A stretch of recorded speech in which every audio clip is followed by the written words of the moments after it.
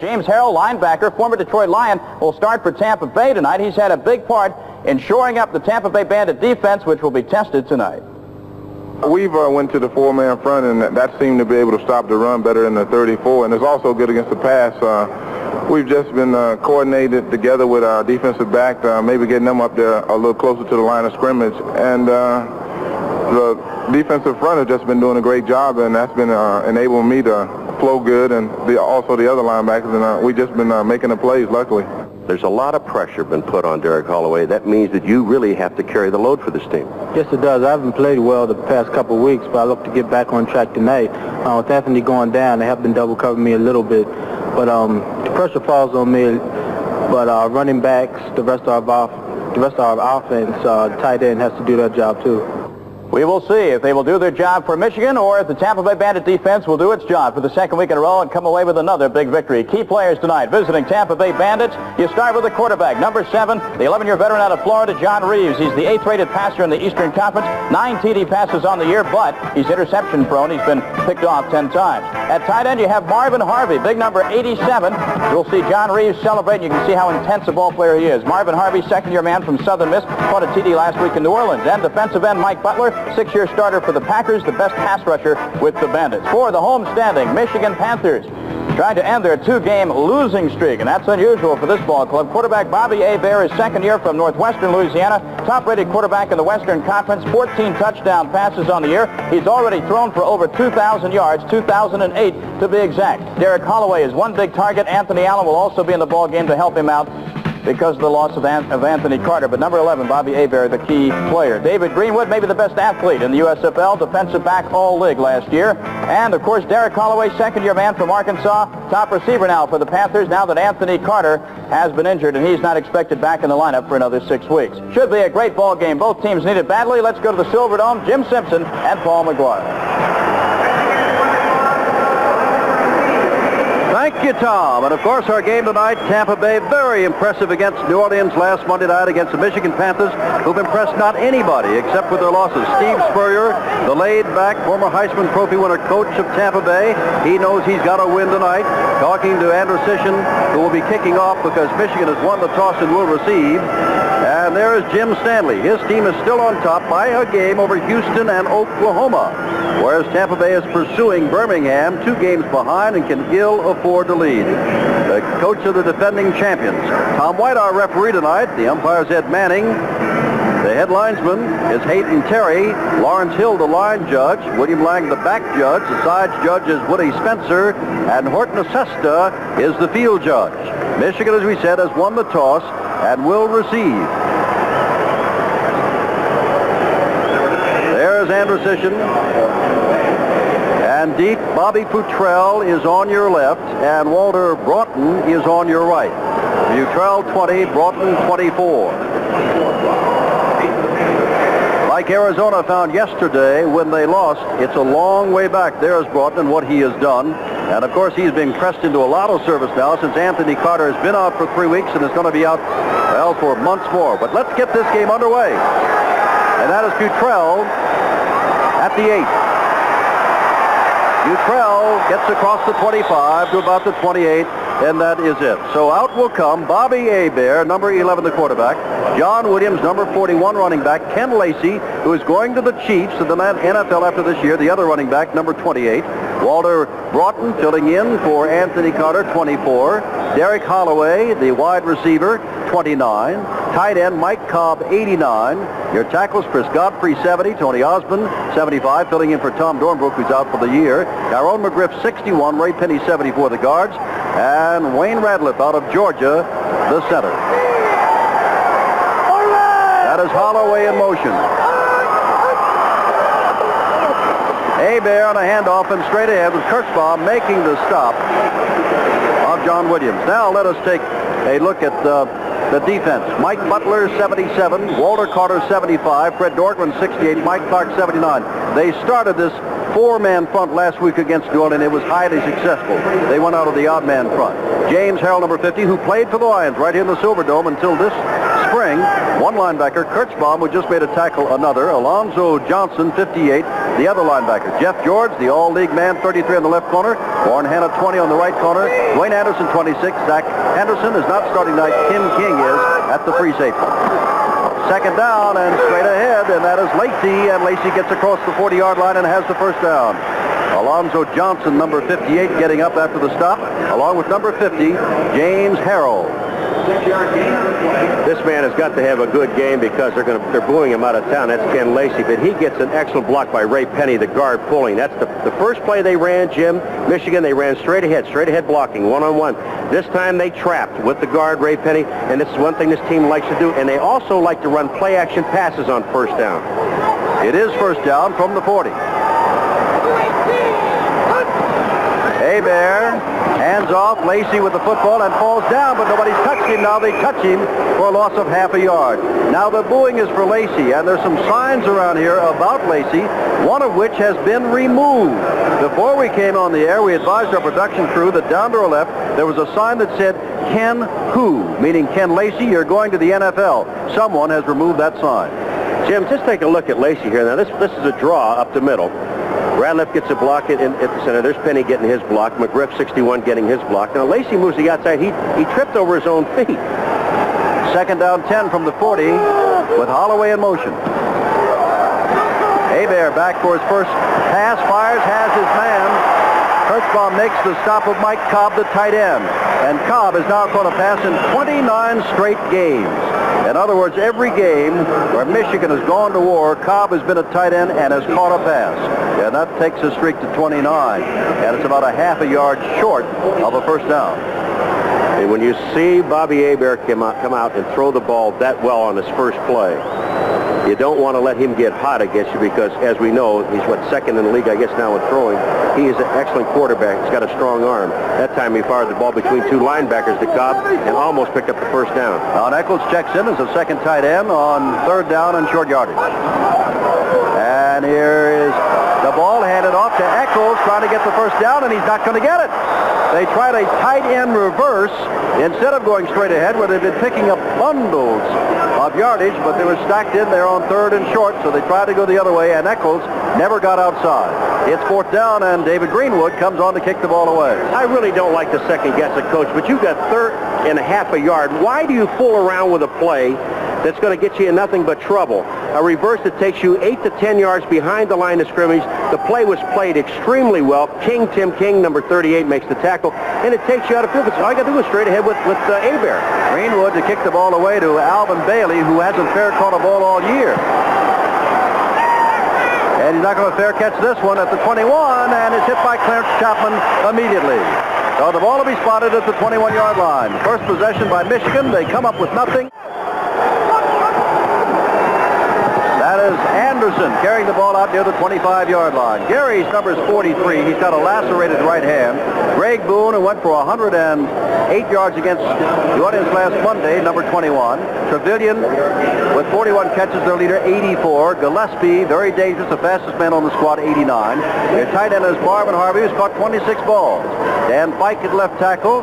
John Kanai at right. Fred Dean, the veteran, at left guard. Nat Newton on the right, and Chris Foote is your center. It is second down and 6 to go. The ball at the 24.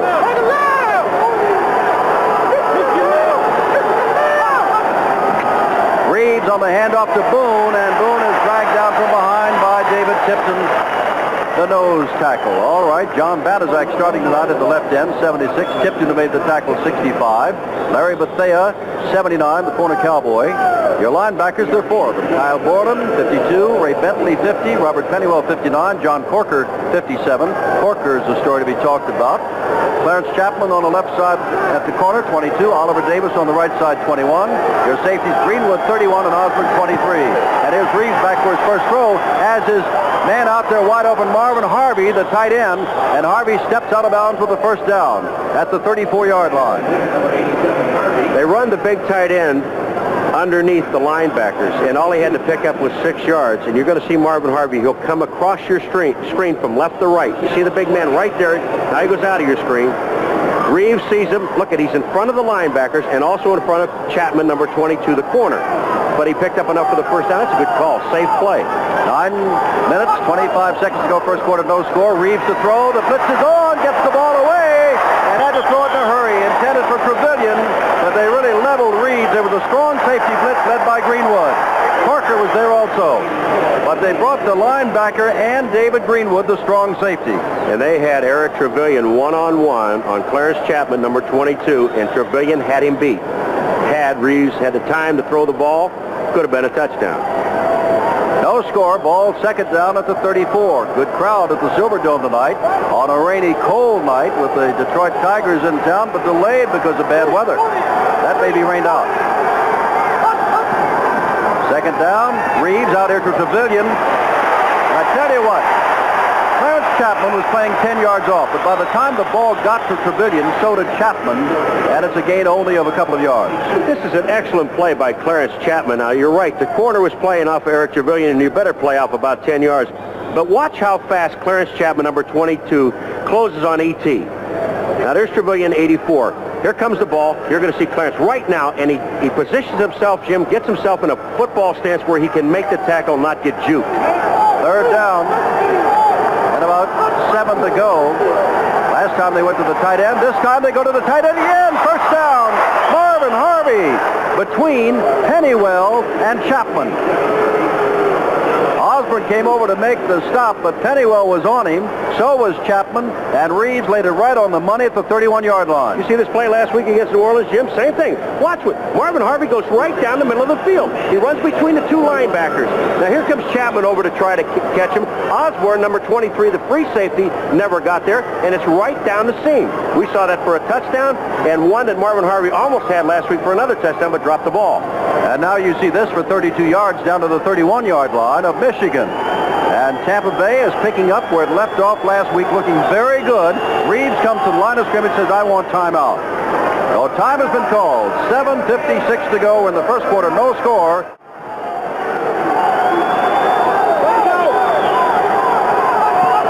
Gillespie, the man in motion. Reeves still has the football.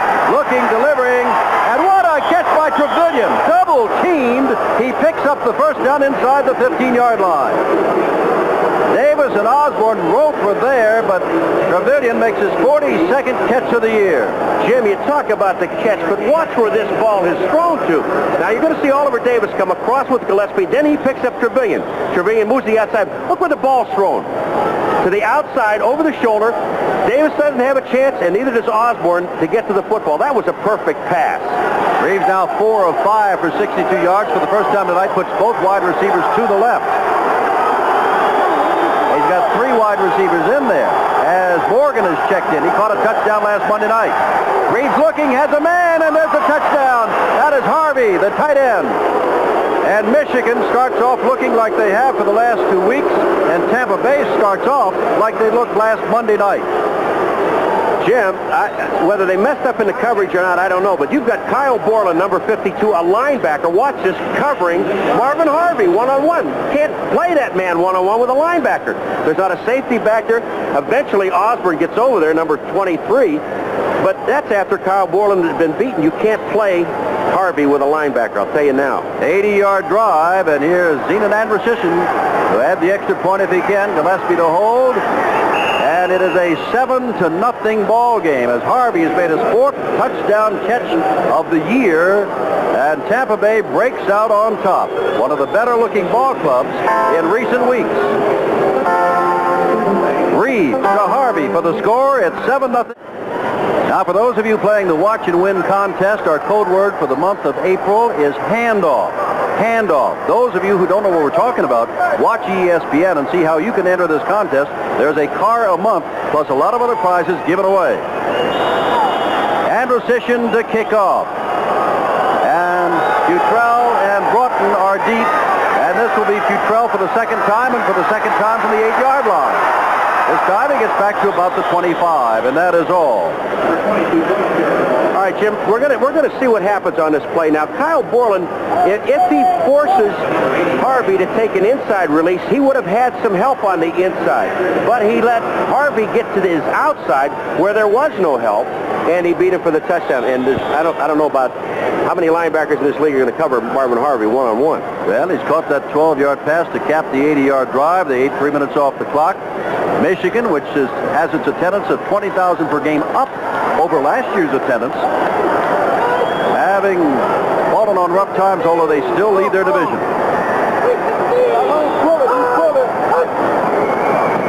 Now there's Lacey carrying the football again, and Ken Lacey picks up 7 or 8 yards. Tripped up by Walter Carter, who has moved into that front 4 situation as they've abandoned the 3-4 defense. It'll be second down, and let's call it 2 yards from the 33-yard line. That's a pretty play developing because he had Tyrone McGriff, number 61, out front, and also Walter Broughton got himself a good block downfield. I'll give you something to think about. The leading ball carrier in terms of carries is John Williams. He hadn't touched the ball tonight. When they've run it, it's been Lacey. I bet she does. I bet he does too. I bet he does right now, but he's not going anywhere. He is wrestled down. Mike Clark simply was not moved out of that right defensive end position, number 79, and he just wrestled John Williams to the ground. Nobody made the block on Clark. And it's still third down on the yard to go. Now remember, Michigan had 1 first down on the first drive, failed on another on third and short with a tight end around situation. You don't think they'd try that again? If I'm going to attack right now, I'll just straight handoff and go one-on-one, man blocking right up through the gut. That's a good offensive line Michigan has. Good one. They give it to Lacey, and Lacey has the first down, not by much. And now the way they're marking it, Aiden Terry comes in and may put it behind the 35-yard line. I thought surely Paulie got to the 35, but I'm not the headlinesman, and they're going to kick the ball away. They didn't make it. They're booing. I'll just tell you, folks, they're booing Ken Lacey. Again, Jim said it before. He is signed with the Kansas City Chiefs, and he's gone. But Ken Lacey, just a couple of runs we've seen, he fell down one time. He's just not running with authority like he did last year or the beginning of this year. But he has been hurt. You have seen Alvin Bailey deep. Now you see Greenwood kicking away, and Bailey's going to let this bounce in front of him. Maybe it'll go out of bounds, and it does. That is a terrible kick right there. And Michigan just has not looked good, have they? They haven't been able to move the football. They can't kick the football. They haven't been able to pick up the first down on third down tries. 7-0. And we got to talk about contracts, Paul, because I don't know what's going on out there. But let's talk about it after. Jim Stanley can probably tell us better. First down for 35. Gary Anderson, and Anderson picks up 3 or 4 yards. Now let us talk about contracts. Ken Lacey's going to Kansas City. Novo Bojovic has said in the public, how can they invest in a fullback out of Miami, a rookie by the name of Albert Bentley, as much money or more than what they're giving Ken Lacey? So what is going on contractually here, and is it affecting Michigan on the field? They don't look good. They don't look good. We said at the beginning, offensively, defensively, special teams, they're not looking good now. But if they're letting that affect their play as far as their contract is concerned, that's the worst way that I know of to get your contract renewed. Second down, and call it 6 from a 34. Make it to 39, beg your pardon. Here's Reeves. Oh, he's having a field day. There's Harvey. There's another catch for him. Now, Harvey's had 2 third down catches, a touchdown catch in that catch. So Harvey is just booming along. He had 4 catches for 63 yards last week. He's already got 4 catches tonight for about the same amount of yardage. Let's take a look at the left side of the line. Dean and Fike are on the outside. Now, they're double teaming on the outside with Thea. But the pass blocking is there. Michigan's going to have to send somebody, a linebacker somewhere, in order to get the Reeves. But when you take a look at Harvey, he's sitting, Jim, out here all by himself on a 10-yard pattern. They're going 3 wide receivers. I understand that, but you better bring in a 5th defensive back then. First and 10 from midfield.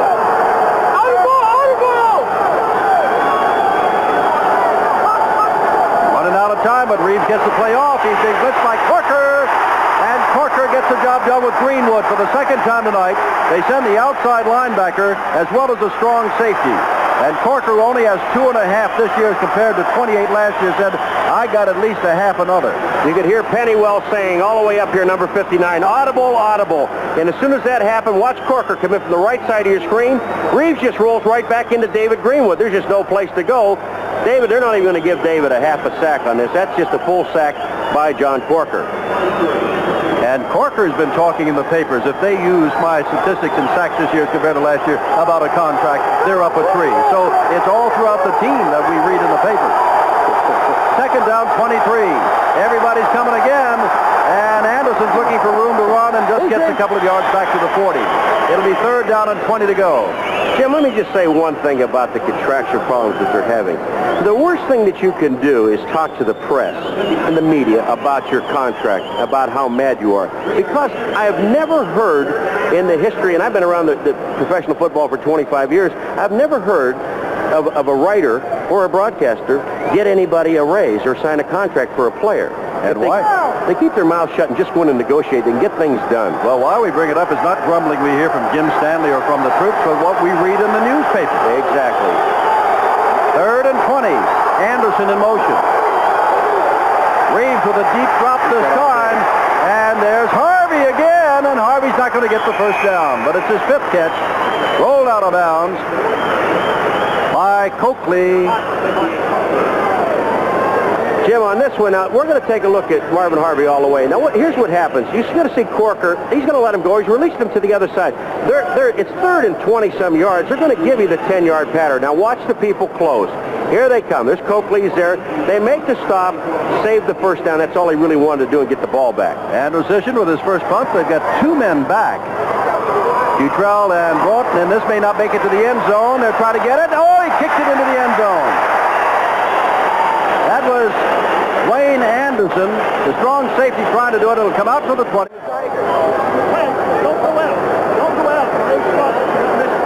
You can hear the Michigan coaching staff along the sideline talking defense at the moment. First down, 20. We've got 2:12 to go. First quarter. Michigan down by 7. The fake to Williams. Hebert's got the football. He's got a man deep, and that is Broughton, and Broughton's got it, and Broughton's got to score! An 80-yard play!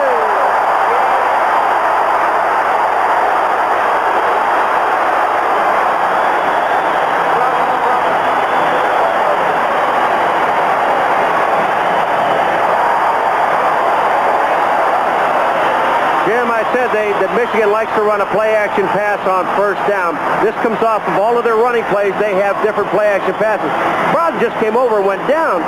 He got a cramp. Does he get a cramp in his arm? He's down on the side. He just went down. He came over to get the congratulations of Jim Stanley and the coaching staff, and suddenly went down.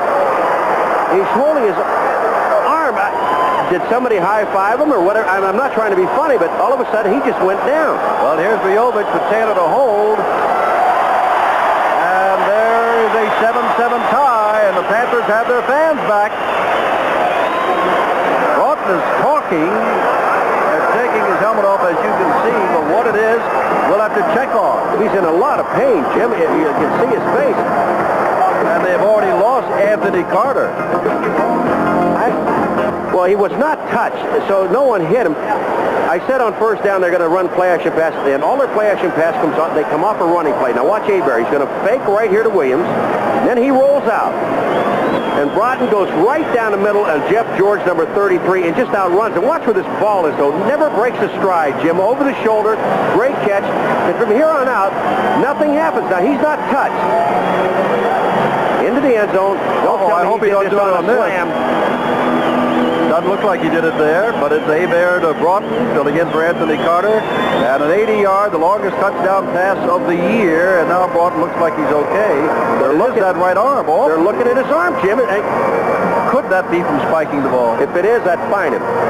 And I mean it sincerely. I'd fine him for spiking the ball and tearing his arm. But you can't afford to lose a receiver from showboating. Sorry. Well, Bujovich will... We've had it, haven't we? Bailey on your left and Williams on your right. Waiting for Bujovich to kick off. Bujovich is one man who's been in the papers with contract talk. But enough of that. Let's watch the game. It's 7-all.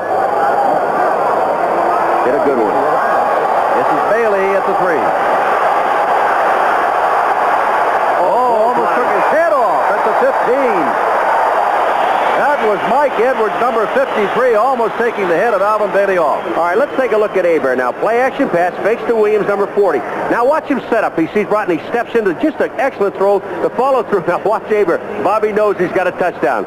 All he has to do now is run for it. Go Broughton, go Broughton, go Broughton. Okay, he's in. Thank you. It would have been very embarrassing if he had come back on second down 10 and he dropped the ball. That's right. So we'll try to find out from the bench in the press box what's the matter, if it is serious, with Walter Broughton. He's up. There's Hebert on the phone, but here's Reeves at the controls of the 15. Anderson in motion. Greg Boone with the ball. Boone with a nice cut on a good hole. Picks up 6 or 7 yards. Last week, as we told you, Greg Boone had 108 yards. Paul and I named him our Menon MVP of that game. Last year, in the first game against Michigan, Greg Boone set the Tampa Bay record, which still stands, 157 yards against Michigan. Well, that didn't take long, did it? 30 seconds, 80 yards. Broughton catching the pass. A year ago, we called him Walter Broughton, and earlier this year, and I came up and I said, since he's starting, it is Broughton, is it not? And the Michigan official said, that's what we thought. He came to us when he became a starter and said, it's Broughton, not Broughton. All right. We'll call him Broughton. 2nd and 4. Straight ahead, Boone, and Boone is very close to the first down and probably has it across the 25-yard line. Hanging on with Pennywell and Borland and Bentley. It's going to be 3rd down. He's going to be about a half a yard short. Now, I said this last week, and you and I talk about every time we do Tampa Bay, and it's worth repeating, because it's every single coach that we talk to that opposes Tampa Bay Bandits, the one man that they are afraid of, if you can believe it, and I'm not saying that he isn't a great football player, has always been Boone, Jim. That's the first guy they bring up to us. We understand, and we're checking even further. It is 3rd and a half a yard. That Broughton's shoulder popped out. Now, when could it pop out except on the spike? But we're checking to make sure before. There he is trying to just make sure everything's okay now. I hope he's a left-hander. If he is, he's got a bad delivery. Oh, it is 3rd down, a half a yard to go. 38 seconds to go in this first quarter, which has been all Tampa Bay until one long 80-yard play. And now it's dead even at 7. Don't stop it. I can promise you this is not going to be an end around. How about Boone? You think so? Marv Christian is in there to help with the blocking. And it's Boone, and he's hit.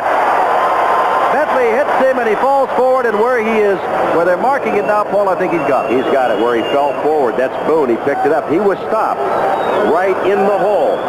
They jammed it up extremely well. The defense, the linebackers came up. The defensive line went down.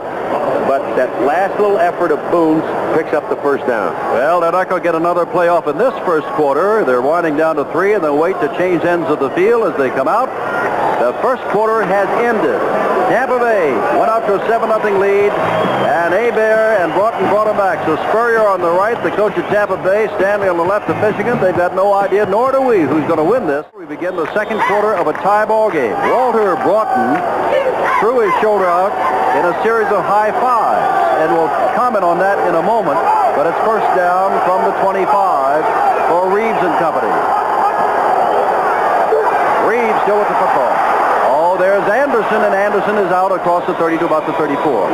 I'm just saying, as Broughton threw his shoulder out for the moment in a high five, somebody on that NFL policy committee that changed the rules, no fair high fives, is going to say, see, that's why we put the rule in the NFL for the coming year. Can't get any closer than that, Jim. Take a look. All the numbers are almost even. And so's the score. 7-all. I like it. Second down and 2 from the 39. Now both Gillespie and Trevelyan are wide left, and Anderson starts out to the right. And Boone's got the football. And not much yardage, but enough for the first down. That's what they're looking for, the first down. Dave Tipton, Robert Pennywell hanging on. The year of the cat part 2. Well, they're going to have to rectify this mild slump they're in, 2 games losing. Hebert intercepted 4 times in an overtime loss to Oklahoma before they were handled last week by Birmingham. But as we said, the crowds are up by 20,000 per game over last year for Panther home games. From the 37, first down. And there's Anderson. Anderson picks up 5, 6, 7 yards. Now remember, he's running against the team that's number 5 against the rush as well as the pass in the USFL. But as Michigan, and we thought they'd move with their good offensive line, you better start talking about Fike and Kenai, the tackles, and Dean and Newton, the guards, and Foot at center, because the offensive line of Tampa Bay has been very effective. Yeah.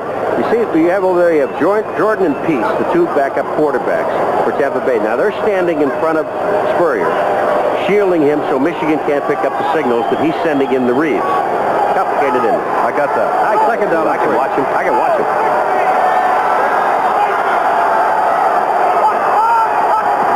They jump. Flag down, first flag of the night. But Gary Anderson's got his best run of the night. Rolled out of bounds as he hits to the 45-yard line, first down. I'm sure they will say, we don't want the penalty. I don't think anybody in the Tampa Bay line was moving, but we'll wait and see as Tom White will make the call for us. Anderson, his longest run of the year, has only been 18 yards. Offside, the right defensive end. Penalty is declined. First down. Mark the ball at the 46-yard line of Michigan. And our first penalty of the night.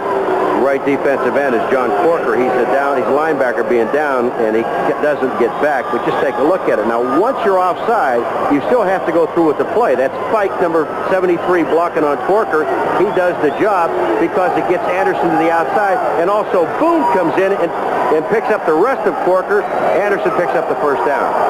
3 wide receivers in on first down. And they deliver the ball, and caught across the way is Willie Gillespie. Willie is only 5'9", but that's nothing. Derek Holloway, the wide receiver for Michigan, is only 5'7", a pickup of 9. And I'm not for Tampa Bay or against Michigan, but if Wilfred Morgan catches a ball, and he's only caught 1 in his pro career for a touchdown last Monday night in New Orleans, I would like to see him score just to see those flip-flops in the end zone again, the cartwheels that he does. He's super, but Gillespie on this catch, Jim, he bobbles the ball. Watch this. Here comes the ball out, but he gets hit and knocked right back into the ball, sees the ball. That's Chapman that hit him, and he catches it. Great grab. Second and short, Reeves with the ball. Long pattern into the end zone, and Trevelyan. There's a catch. He says, I got it, but he says you're out of bounds when he throws the flag on Chapman. Now that will be not first and goal to go, but a 15-yard penalty only. He ruled Trevelyan out, but he ruled defensive interference on Clarence Chapman. And Reeves is saying that's a touchdown. He was in. No, that's a 15-yard penalty.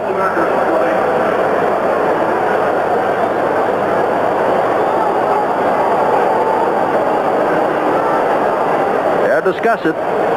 Eric Trevelyan is running one-on-one. He looked around and said, I got it. And they said, no, you're out of bounds. It is simply pass interference, which in the USFL is 15 yards. But Spurrier said that man was in bounds. We will have a check and see if he was in bounds or if we can tell. Okay, here he comes. Eric Trevelyan, one-on-one on Clarence Chapman, 22. Now, Chapman knows he's going deep. All he's trying to do now is run with it. He's looking at his eyes. Now, he knows the ball is there. Watch Trevelyan's feet. Do they come down in bounds? One.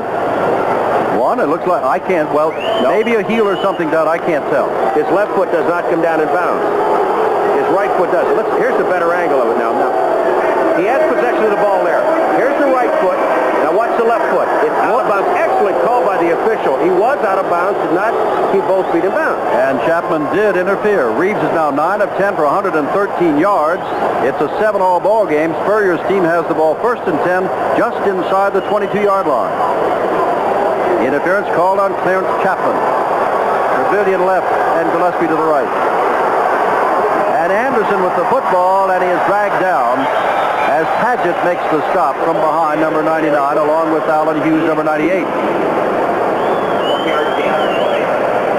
Make that Hughes all the way.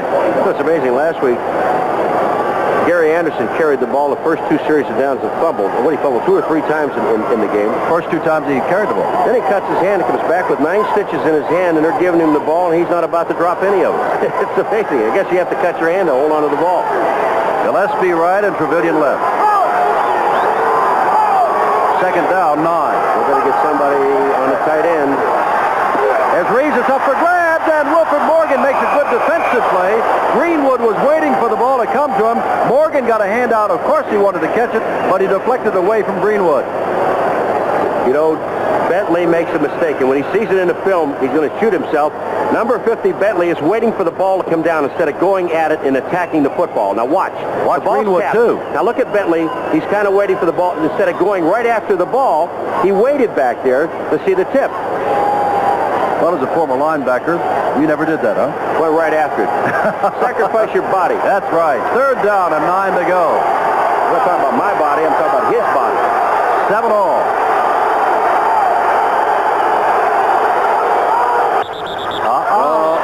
What happened?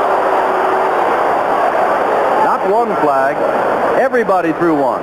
And Corker's clapping it up, so it's going to be 3rd down and about 14. 3rd down.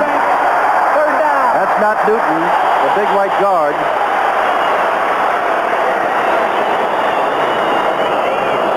And here comes Wilfred Morgan back in. Oh, it is still 3rd down. Anderson goes out, so they have Boone as the lone setback. Morgan and Trevelyan are coming to the left, and to the right goes Gillespie. And you can see what Tampa Bay has done. 82 points on the year in 8 ball games in the 2nd quarter. Here's Reeves. Oh, Reeves has got Morgan there, but he can't make the good catch, a good defensive play. Bobby Futrell, number 20, got a hand in there. Morgan wants interference, but that was a good defensive play. It certainly was by Bobby Futrell, number 20. Now, Futrell comes in, and he did the same thing that Chapman did when he was on E.T. He comes down on Morgan. Futrell, he's got his back to the quarterback. He's waiting, and he's looking at the receiver's eyes. Now, watch. When he sees the receiver look for the ball, now he turns, and it's an excellent play, Jim. He doesn't touch him. Just a good play all the way around. Good coverage, and the ball, had that ball been thrown to the other side of Morgan, may have had the completion. But Futrell was there right at the end of the play. Osborne, number 23, coming over. 42-yard field goal attempt by Anderson, who's 2 for 3 between that distance. This makes it, will just make it, and it does not make it. So Anderson's 42-yard attempt is no good. 11-12 to go, is off to the right. Michigan has not marched with the ball tonight, but one play, 1st and 10, play action, went 80 yards to Broughton. And Broughton is not in there. Anthony Allen, just recently acquired from the Express, is in there and wide to the left. So Broughton may be through for the night. And he can fly. Meaning Allen. You betcha. And Broughton can too. 1st down, there's Lacey again. Lacey, a couple of yards, and that is all. Closed down by Mike Clark on that right side, number 79. They just have not been taking Clark out of there when they've gone to his side, the right defensive side of the Tampa Bay line. Paul, there's some question raised by some of our viewers. Could Chapman have been guilty of pushing Trevelyan out when that flag was thrown? I'd have to see it again. I really don't know. It's been that long. I think the penalty was called before the ball got there. If he hit him after he catches the ball, we'd have to see it. But if we have to look at it 2 or 3 more times, you can't blame the official. He had to make the call. Hebert with the football, play action again. It is a screen back to his tight end, Mike Cobb, and Cobb rambles for the 1st down. Across the 35 to about the 38. Jeff George, number 33, and Alonzo Johnson makes the stop. You know who makes this play work? And he's really Tyrone McGriff, number 61, the guard. Now watch what he does, Jim. He's going to peel out. You see 61. Now he peels back, and he saves the back side right there of Hebert. Now here comes Cobb. He's got blockers out in front of him. He's got Osmond and Penny out there with him. And they pick up the 1st down. That's an excellent call. Cobb has not only caught a pass in 29 straight games, but he's caught a couple tonight. 1st down from a 38. Fake to John Williams again. They went deep this time, and Cobb misses the ball. Turning around and around. Ball was there, but he was on a pirouette at the moment and couldn't hang on. 2nd and 10. 9:19 to go in the 1st half at the Silverdome, and it's 7 all. See, when you look at Hebert right there, a play like that does not bother Bobby Hebert, because he knows that play is there, and he knows that 9 times out of 10 Cobb's going to catch the ball, and if he's that open, that means he's going to find him open later on in the game, and he's not worried about it. He would like to have completed it, yes, but it doesn't really bother him that much. As we tell you that Anthony Allen is coming out to the right, we have scanned the bench and do not see Walter Broughton on the bench after that high 5 mishap. Here they come, the blitz is on, and Hebert has to dump it quickly to Williams, who gets a little friendly shove from Tim King. King starting tonight at free safety over Zach Henderson. It's third down. Look at James Harrell, number 15. He's been blitzing. Last week he had an excellent football game. He's just getting up into the center's face. Wayne Radliff, and he's going to come. And right away, Bobby Hebert sees the blitz coming and tried to dump the ball to Williams. Didn't get it to him. James Harrell is home. He played his career with the Detroit Lions right here. And just played out his option and signed weeks ago with Tampa Bay. 3rd and 10 from the 37. Make it almost a 38. Hebert looking, dumps it out here. Williams can't get it off his fingertip. James Harrell was right there with him.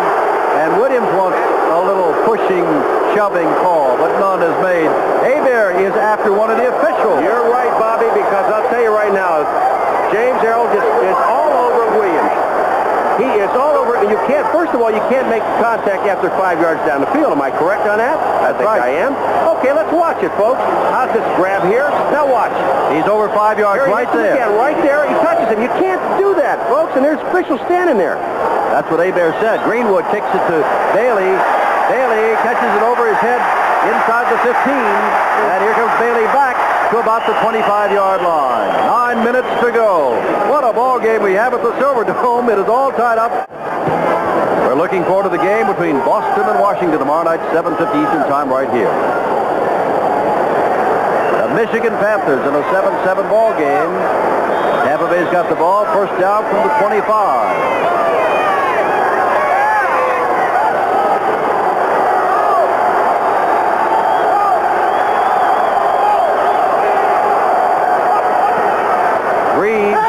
To Anderson.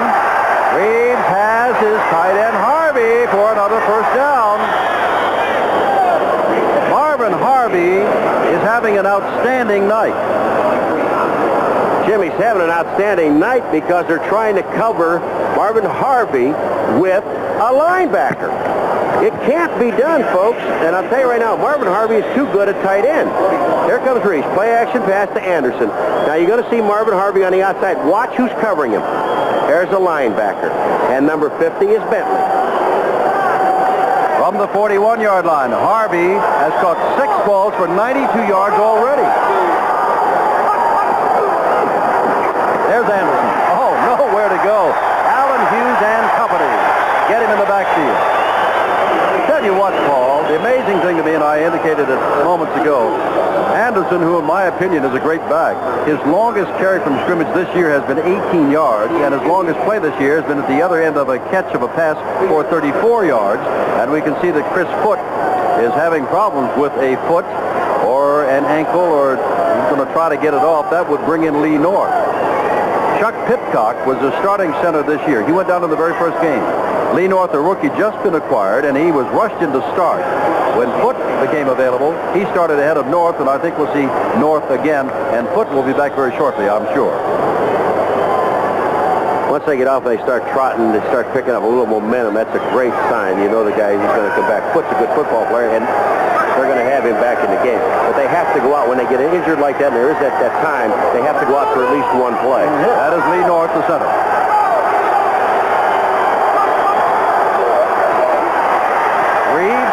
Look at this, Harvey again.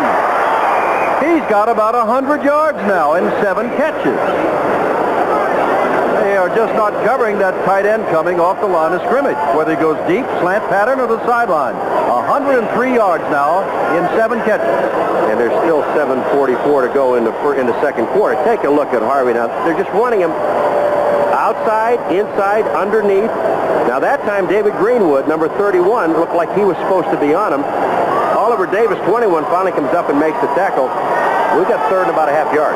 He had 26 catches in 8 games. He's got 7 tonight in about 20 minutes of play. They doubled his output. And I think they ran. Nope, they didn't run out of time. Flag is down. Oh, obviously movement or something in the backfield. It's got to be against the offense because they wouldn't stop the play. On the offense. That's what it is. Third down. That's Kenai. Or is it 73 on the offense? That would be Fife. Well, he said 70. That's Kenai, but it looked like the left side moved. However, it's 5 yards. And That's 3rd and long as they bring in more defensive backs. Okay, 4 down linemen, Jim.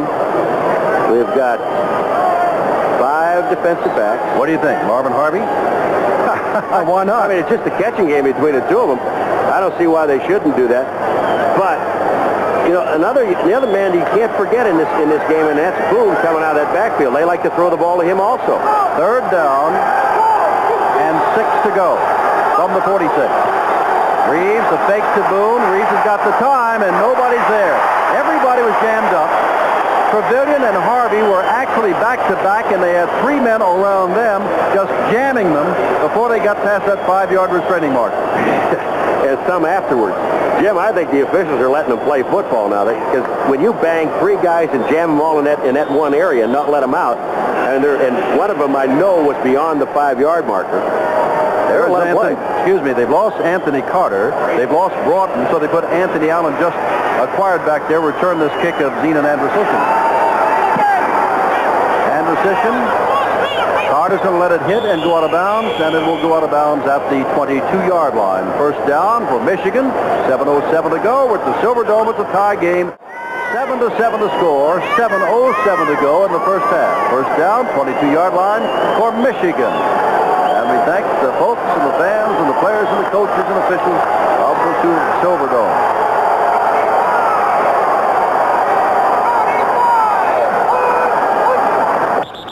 And they did not take too much time, so it has to be movement again.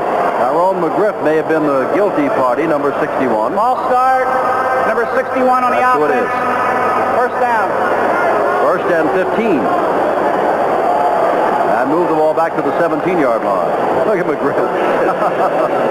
Tyrone says, let's run that play again. This time I'll start on time. McGriff was out for a while. Tom Dornbrook is out of that offensive line for a long while, but they've held it in check with Godfrey, McGriff, Radloff, Pinney, and Osmond for Dornbrook. It is still a good offensive line that the Panthers have.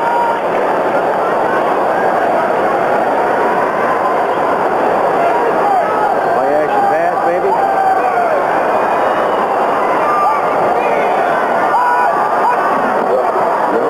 He's going to drop right back and put it out here. Listen, if they can throw to Harvey, they can throw to Cobb, right? Kirchbaum makes the stop. I mean, this is tight end night at the Silverdome. Well, they're big targets, Jim. Both men. When you got guys that are over 6'3", 6'4", just take a look at it now. Bobby Hebert goes back. Good blocking, Radliff, McGriff. And here comes Cobb. He goes right down, just circles up in front of the linebackers. That's Kelly Kirchbaum, number 51. But they can't bring him down alone. Harrell's also in there. But it takes 3 people to bring him down. They still didn't get him on the ground, I don't think. But they picked up the 5-yard penalty, and they also picked up 3 more yards on top, so they picked it to a Nevada. 2nd and 7. Hebert, and there's Cobb making the catch again. And the Tampa Bay folks said he didn't catch the ball. But the officials are marking it right there. All of the Tampa Bay people are saying he didn't catch it, and now the officials are agreeing, and now Cobb is mad. Nope, now they say it is 1st down. Jim, what they're talking about, the booing on top of everything, they felt that Kelly Kirchbaum hit Cobb before the ball got there. Let's see. Here it comes, right over the middle. He's going back to the tight end. You're right, this is tight end night. Now there's Kelly Kirchbaum. He's all over. Didn't. No, he didn't. Didn't? Not much. How about his right arm wrapped around him, looked like a dance. From the 32, 7-7 ball game, 5:35 to go in the half. We'll review the scoring in a moment.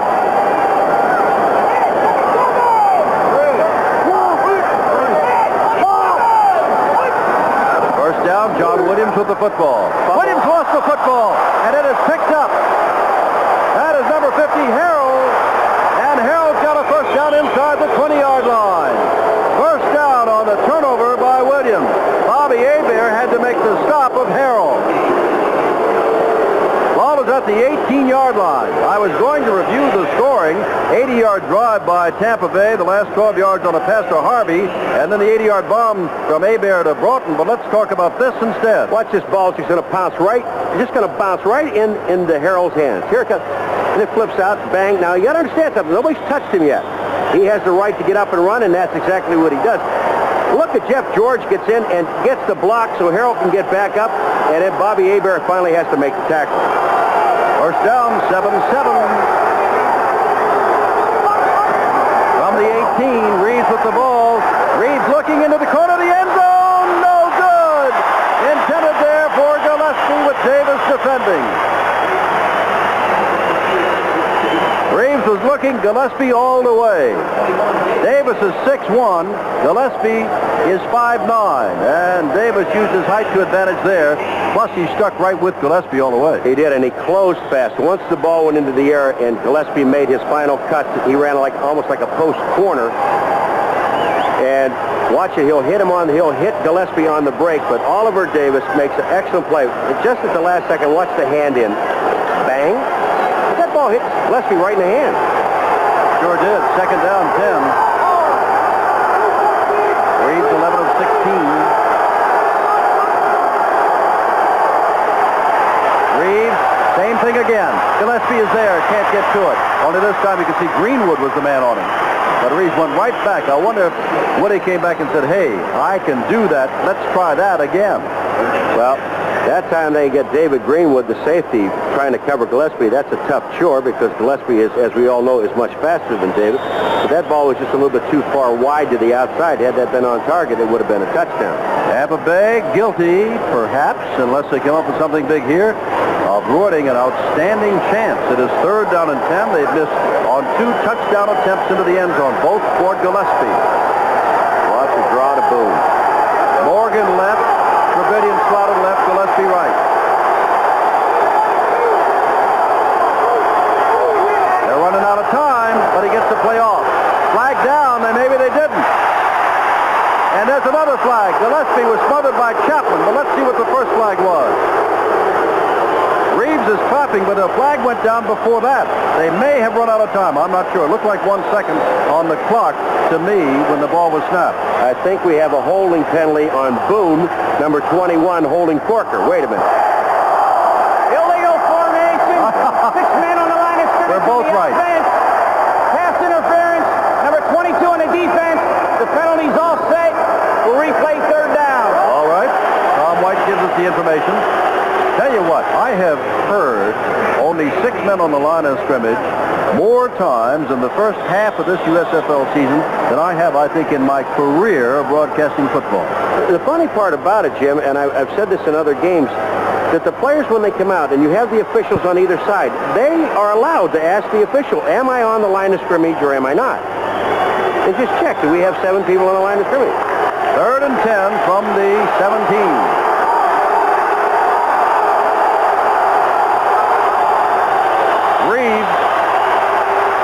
Reeves to Trevelyan, touchdown! Man, was that ball thrown right on the mark. And Trevelyan has made his 5th touchdown catch of the year, and Reeves has thrown his 11th touchdown of the year. That is a perfect pass, Jim, again. Reeves is throwing the ball so well. You bet, John. Get your hands up. Watch this. Here comes Trevelyan. He's going to fake to the post and take Oliver Davis in there. Now he comes back out to the outside. Futrell does not get over. Look at where the pass is. No place for the defensive man to go. Right on target. Well, they did take advantage of the turnover by Williams and the fumble recovery by Harrell as Zenon Androsian adds the extra point, and for the second time tonight, Tampa Bay is up by 7. We've got 4:40 to go. Spurrier and company are happy. They're playing Michigan straight up and doing very well. It is 14-7 on this picture play. All right, take a look at it. Now, Reeves knows he's going to throw to Trevelyan. He's looking all the way over there, but watch where the ball is placed. Over his shoulder to the outside. No chance for the defenders to get there. Remember, Michigan has only scored once, and that was on an 80-yard play. They have been unable to march the ball at all. But they're your stars of this play. Reeves on your right, for Trevelyan on your left for the 14-7 lead. We'll be selecting a Menon MVP, $1,000 to the college or university of that person's choice. And Rescission to kick the ball off to Terry Miller and Bobby Futrell. And remember, again, Broughton on the high 5 threw that shoulder out, and so they have to use Miller on kickoff returns. And this will be Futrell at the 10.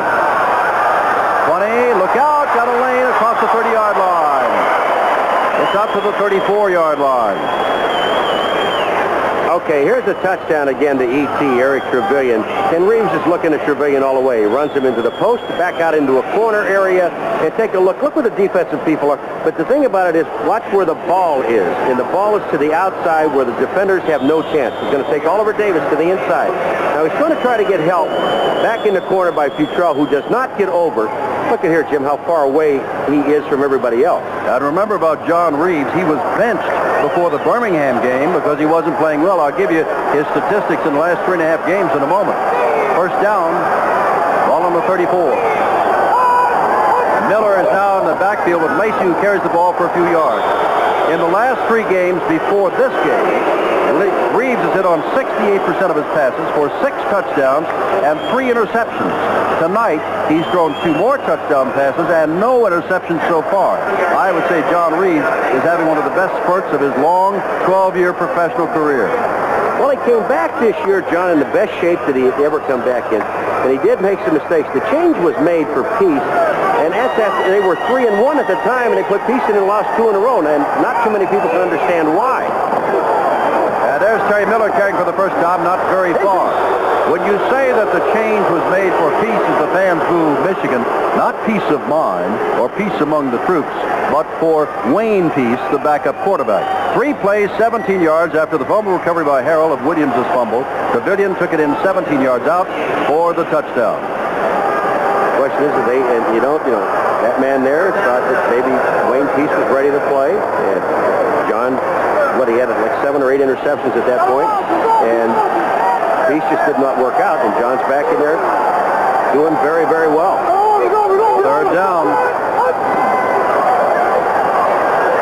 Abear's got the time. Now he's running out of time and gets the ball up for grabs. And it's caught by Holloway. And Jeff George takes him down. He fumbles the football. And now they'll have to dig that out. Holloway caught the desperation pass. Jeff George laid a lick on him. Holloway dropped the ball, and let's see who comes up with it. Number 43, Terry Miller. You want to know what a pinball feels like in a pinball machine? Watch Hebert get bounced around and still gets the ball up. Okay, here comes Butler on the outside. Number 77. And he's working on the outside. Well, watch what happens. He doesn't give up.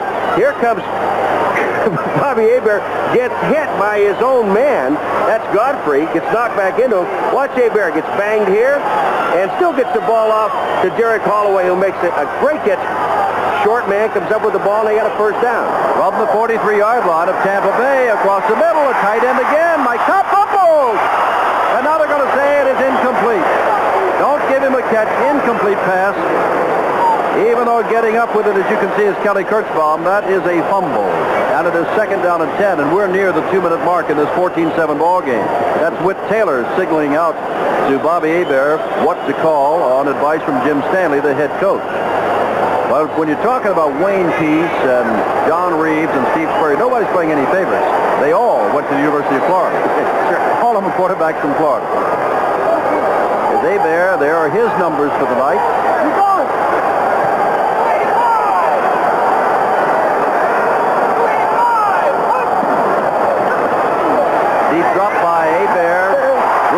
Flag goes down. That'll be holding.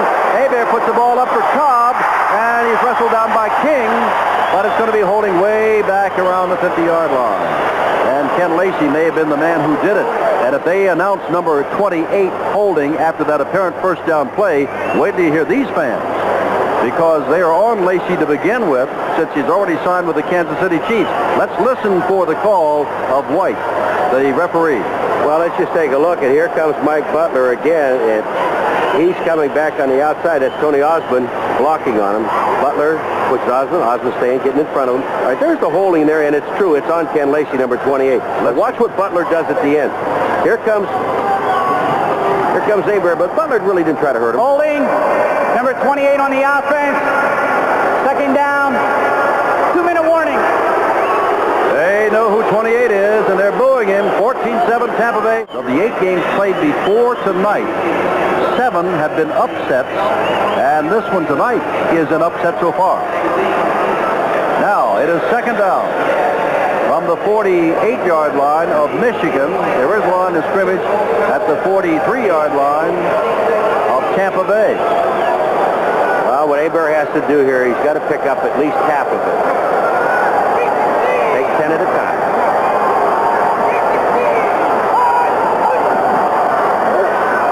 Abear blitzes on. They pick up the blitz. Abear gets the ball out to Holloway, who steps out of bounds on the 38-yard line.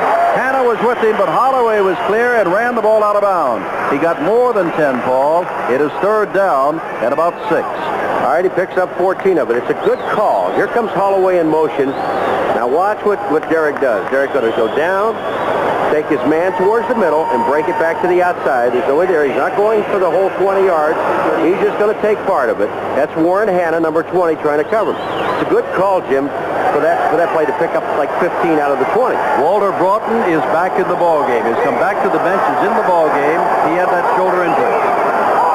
He's on the far side now, coming across the middle, and he's got the football and fumbled it as he went down. Broughton was hit by, again, Warren Hanna, who was in on the last play, and dropped that football. Well, that's something. You come back with a shoulder injury. You're a little man. You send him across the middle underneath with everybody zeroing in on you. And he dropped the football. And they're going to go for it. Fourth down. With 1:50 to go, the ball at the 38-yard line, and they'll go on fourth down and 6. The people love it because they love this kind of football. If they don't make it, you're putting your defense in a terrible position because you're down 14-7. You're going to give Tampa the ball back on the 38-yard line. 3 wide receivers with Holloway in motion. Abear.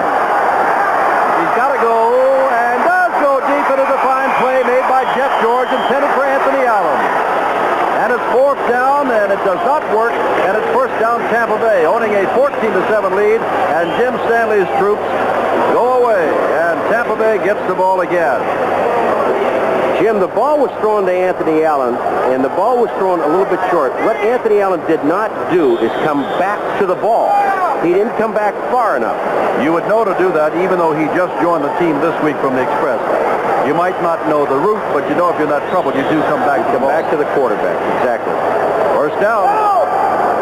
Ball at the 38-yard line. And Reeves comes out throwing. The blitz is on, and he has Boone, and Boone is surrounded by half the team and gets the ball to the 46 where it's second down and 2. And the clock continues to run with about a minute and a half to go in this first half. Bandits have 2 timeouts left, and remember, on first downs inside the 2 minutes and a half and at the end of the game, the last 2 minutes the clock stops just to move the chain. And here's Reeves over here. Oh boy, the ball knocked out of the hands of Trevelyan. What a shot Oliver Davis put on him. He has made some good plays tonight on Trevelyan down in the end, or Gillespie in the end zone, and on Trevelyan right there. John Corker almost gets to the ball to get a hand on it. Here comes Eric Trevelyan. Corker's going to come from the inside. You don't see it there, but as that ball hits, Oliver Davis just gives him Trevelyan a shot right in the back. You see Corker almost gets it there, but watch this shot. Shoulder pads and helmet. 1:18 left. Third and short. They'll give it to Anderson, and Anderson does not get it. Anderson does not get it. In the backfield was Kyle Borland, who tripped him up. Michigan now, if they're going to bring on a punt team, take a timeout because they've got 3 of them, and don't let that clock run down. You still have a minute. Take the timeout. While you're talking, Paul, it is running down. I know. Michigan. And now they have called timeout. But they let about 15 seconds go off the clock, and above all things, Tampa Bay called a timeout. I don't understand that. They got fourth down and a yard to go. You don't tell me they're going to go the first down. Why call a timeout to get a man on the field? But Boone is staying out there. Anderson is staying out there. Could it be, with 57 seconds to go, almost at midfield, they're going to go for a first down? We told you what Reeves has done. Now you can see it visually. And remembering in this game tonight, he's thrown 2 touchdown passes and also has not been intercepted. And the first score, Harvey caught the 12-yard pass to end an 80-yard drive. Tampa Bay went up 7-0. And then on first down 10 from the 20-yard line, Broughton caught an 80-yard pass from Abear to make it 7-all. Then John Williams fumbled. The ball was picked up by Harrell. Trevelyan caught the 17-yard pass to make it 14-7. Jim, I'm coaching. I can't believe that they're going to go for it. They're at the 46-yard line, 46.5-yard line. If they don't get this first down on fourth down, That means that Michigan gets the ball back with about 50 seconds to go and 3 timeouts. In Tampa Bay territory. Exactly. You kick the ball away. Unless they have the old quick kick. No, they don't have that. They may. Let's see how they line up. They're still out there talking. Steve Spurrier. They got 15 seconds to go, and they're bringing them out. They're going for it. I love your guts, Steve. I wonder if they'll let the clock run down and then kick it. Well, they can't. The clock doesn't start until the ball's snapped. That's right, because it did take the time out. Oh, you know what they're doing to try to draw them offside. Now that doesn't work. Now they got to kick the ball away. Take the penalty. Okay, we got it.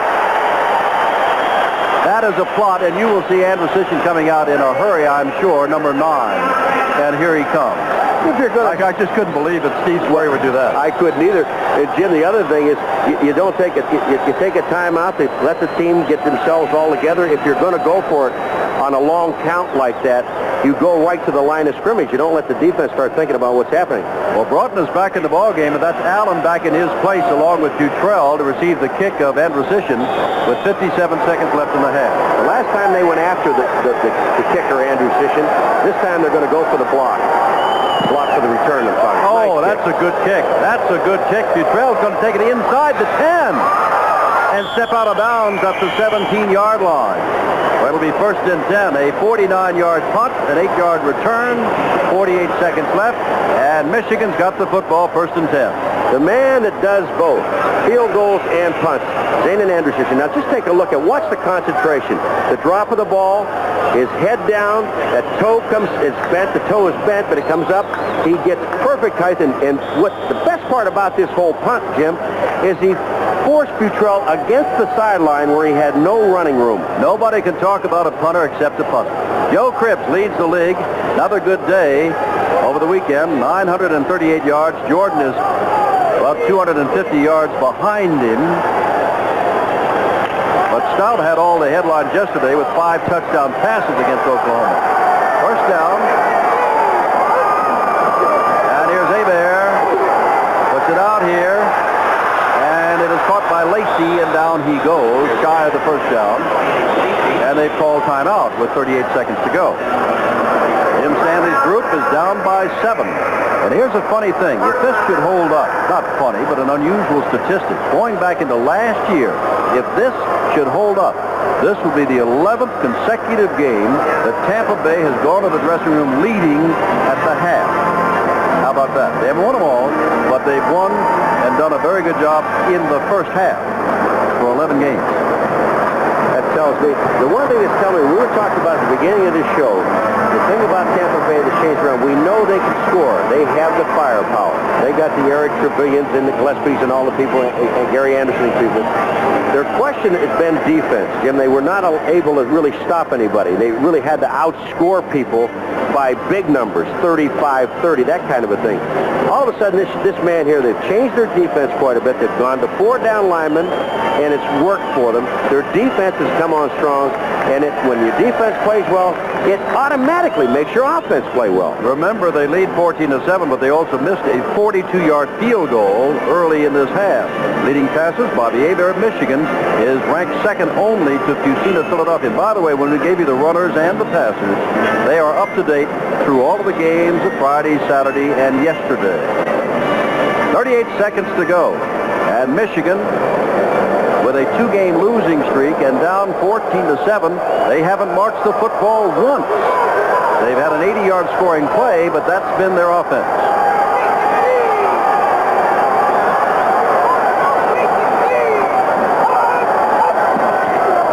Showed blitz, but are not blitzing.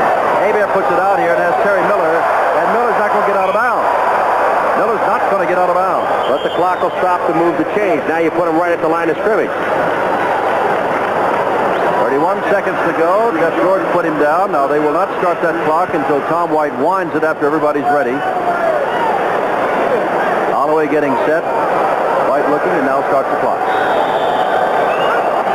Here's Hebert. Hebert across the middle. Cobb's got the ball. Cobb's got another first down. They'll stop the clock. He lost the football. Battle for it. That is a completed pass. And little Derek Holloway came up with the ball again.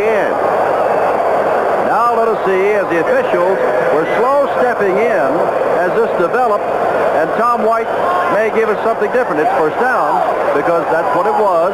He lost the ball, and Holloway came up with it, and Holloway is slow in getting up. Well, they're marking the ball where Cobb goes down because, remember, the ground cannot cause a fumble. But there's Holloway. Look at him staying with it. And he's the smallest guy out there. From the 48-yard line, time running down. Hebert puts it out, and that's going to be intercepted by Bedoin. Bedoin rattles it off to McAllister, and a flag is down with 9 seconds on the clock. Jim, you know what the flag is? Tyrone McGriff, you talk about sacrificing your body. He sacrifices his body on McAllister, but he gets hit from behind on the way through. Bob White with 9 seconds to go. The ball belongs to Tampa Bay. They'll step off some yardage, and I would assume that Reeves will simply touch his knee to the ground, and they'll walk off leading 14-7. Steve Spurrier. Now, this man's a former pro quarterback, former Heisman Trophy winner, but it is a turnaround on Illegal defense. block, muzzle waist in the back during the return. Number 78 on the offense. First down. It is the defense that has turned it around. That's James Ramey called with the illegal block. Tampa, even though you have a timeout, it doesn't make any difference. They get the ball back in the second half, so you just take the knee, get out of here. Put that knee down, John. He does. And that should be it. Everybody's heading for the locker room, and we're going to be heading for the USFL Stars in action with Tom Mees in just a moment. The end of the first half. Teams are back on the field for the second half. The first half belonged to Tampa Bay, not only on the scoreboard, but in the way they played. They had an 80-yard drive in 8 plays before Harvey caught a touchdown pass to make it 7-0. The second time, they punted the ball away. The third time, they drove, and then Andrew Sisson missed a 42-yard field goal attempt. The next couple of times, they had to punt the ball. Then came the big break. John Williams ran into his own man, fumbled the ball. Harrell picked it up, and on 3rd down 10, Trevilian caught the 13-yard touchdown pass.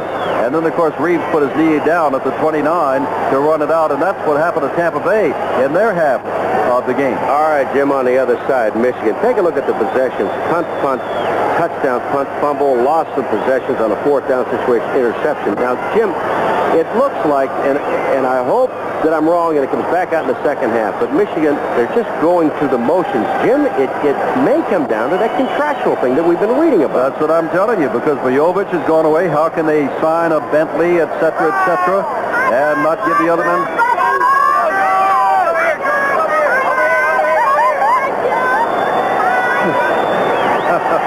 We were interrupted there for a moment, however nicely. But the point being, the contract, Vojovich, John Corker, big column about him this morning in contract. Ken Lacey is signed with the Chiefs. Bobby Hebert has had his contract shortened because apparently he feels he can go to the end of whatever. It's all the talk you read about here in Detroit, and they're not playing. They only score on an 80-yard play, and that has been it, folks. And now they're going to give the ball back to Tampa Bay. As Vojovich will kick off to Bailey on your left, Ricky Williams on your right. And it'll be Bailey tracking it down, but it may go out of bounds and does. So now, even that doesn't go right. Vojovich has got his hands on his hips and upset. He's got to march the ball back to the 30-yard line and kick it off.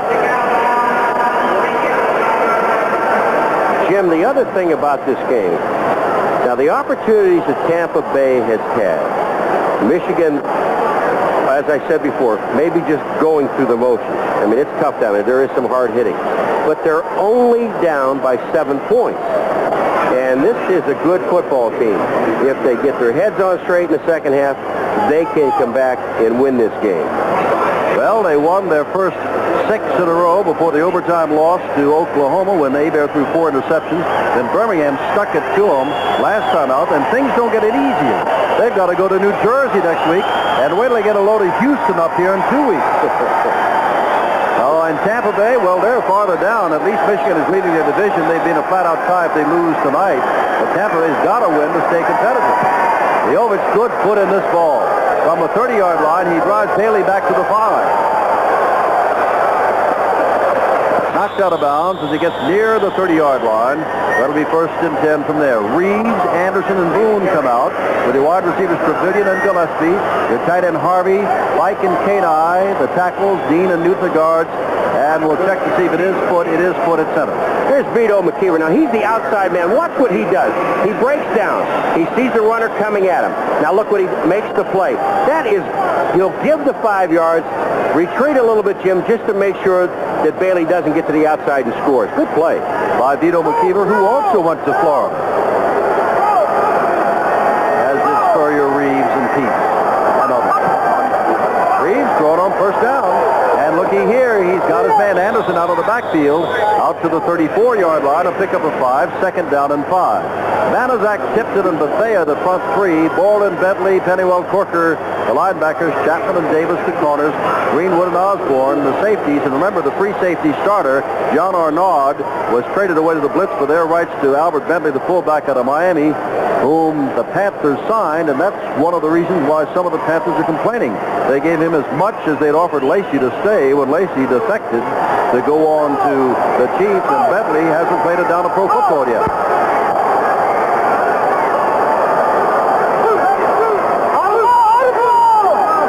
Showing blitz, and the blitz is on, and Reeves throws to the pavilion, just can't get the hand on it. The blitz was on with Bentley right there, and Reeves had to hurry the throw. It's 3rd and 5. Jim, that's the second time now we've heard him hollering audible, audible, audible, and Michigan Panthers blitzed on it. Okay, here comes Gary Anderson blocking on Kyle Borland. Now, it looks like Borland really isn't trying to get in there, but you've got to understand something. Here's the end of it, the ball out in front of Eric Trevelyan, hit him in the hands. Chapman is there. But it looked like Borland wasn't trying, Jim. His job was to make sure that Anderson doesn't slip by him for a screen play. 3rd and 5.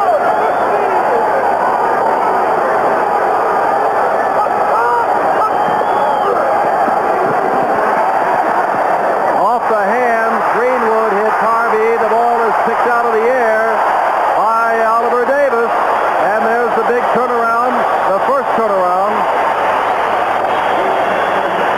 and Michigan comes on the field.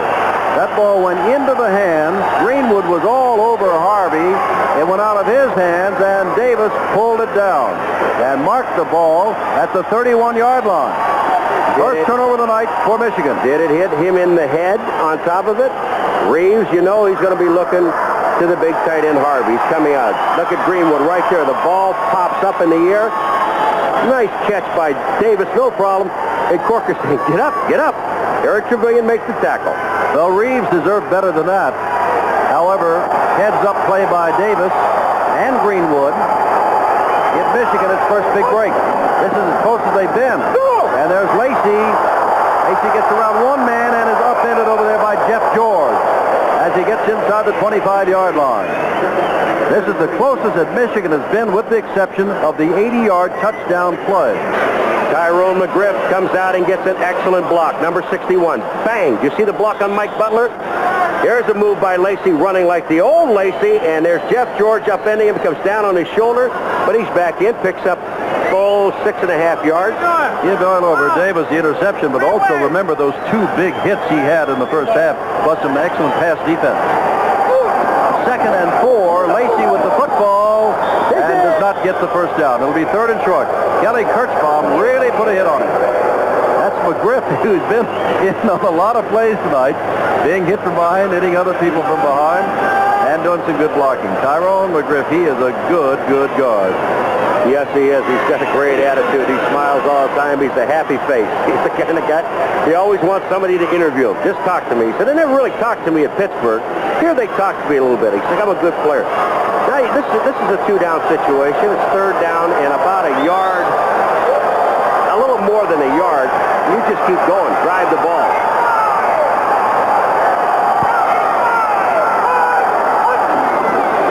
That's Williams. First down, flag down, however, could be holding. Flag went down in a hurry. If so, it's not a first down. It'll be 3rd down and 11, and that's what it is. Oh, you can bet it's holding. When that flag comes that quick in the middle of all those people, it was holding right at the play. Here comes Williams with the ball, and he's hungry. Lacey's going in ahead of him. I don't know where I can't see the holding right now, but look at this. He just knows he's got to pick up 1.5 yards, but the holding is... Number 55 on the offense. That's Wayne Radloff, a good second-year man out of the University of Georgia. All right, we're going to see this from the end zone. There, look at the center now, Radloff. There's the holding. I think so. Freddie Nordgren, number 68. There's no question about holding. Oh, from the 32-yard line. It is third down and 11. The wide receivers are both to the right.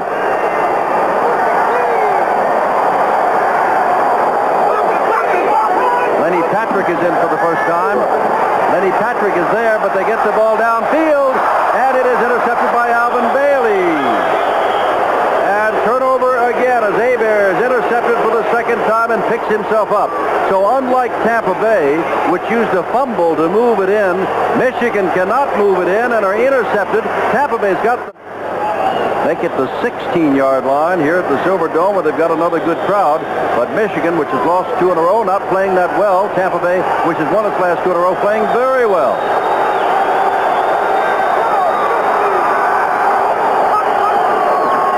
And there's Anderson, and not much there. Gets back to the line of scrimmage. Good play by David Tipton, the nose tackle. 2nd and 10. All right, Hebert's second interception in as many possessions, because just before the half he threw an interception. Look at Bailey just drifting back. He's actually got both players covered. He's got Cobb covered and Holloway covered, and all he did was play the ball. What happened, Hebert did not read Bailey. John Reeves in the middle of a 4-game hot streak.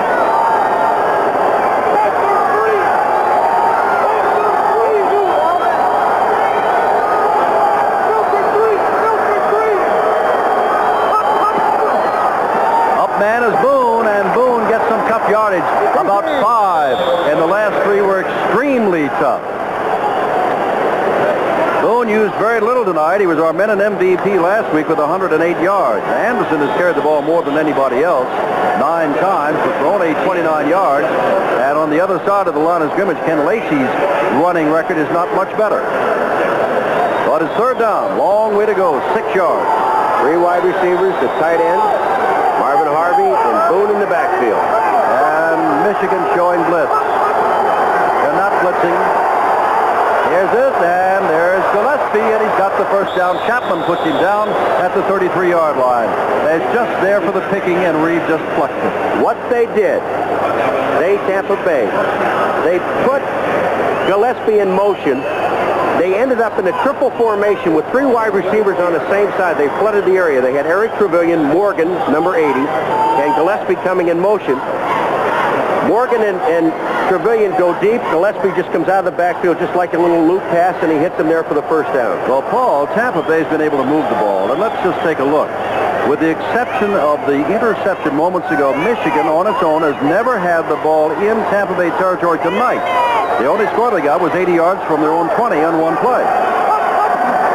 First down, Reeves. Reeves gets it out here, but nobody's going to get it. Reeves in the middle of a pocket with people closing in around him. Tried to get it to Trevelyan, and he and the defender Chapman, neither one could come back to the ball. And Reeves, I think, is talking to himself on that play. Well, did he get his arm? Watch Nat Newton, number 61. Here's the block. There's Tipton here. He sees Tipton being taken. Now he comes back in, and he helps out again on Tipton. Now you know why that Reeves has the time to throw. The offensive line, they are doing the job.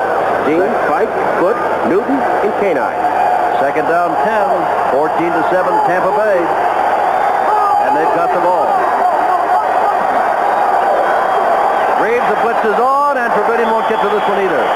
I want to tell you, Kyle Borland was barreling in from the left side, and Reeves had to get that ball away.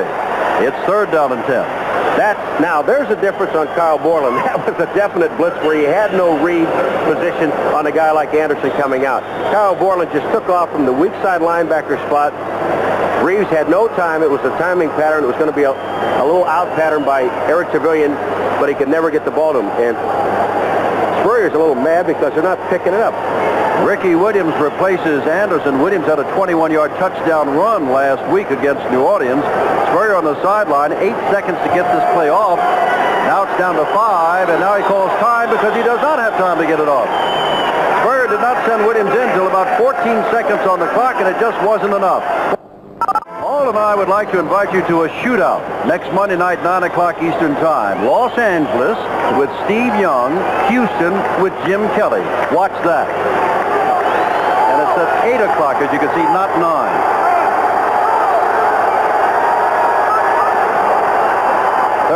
10 for Reeves. Reeves going long for Trevelyan, and he's got the first down at the 46-yard line. Another third down completion from Reeves for Trevelyan, and Michigan, which has not been moving the ball, has seldom stopped Tampa Bay. I'm not taking anything away from Eric Trevelyan. We know he's a great receiver. Oliver Davis is trying to stay with him. But watch where the ball is thrown. Again, I'm saying it. To the outside, away from the defender. Just no chance for Oliver Davis to get there. The ball is right on target, and they pick up another first down. That's just beautiful execution. Put 5 defensive backs in there, and he makes it look easy. Oh, yeah. From the 46-yard line, 10-12 to go, third quarter.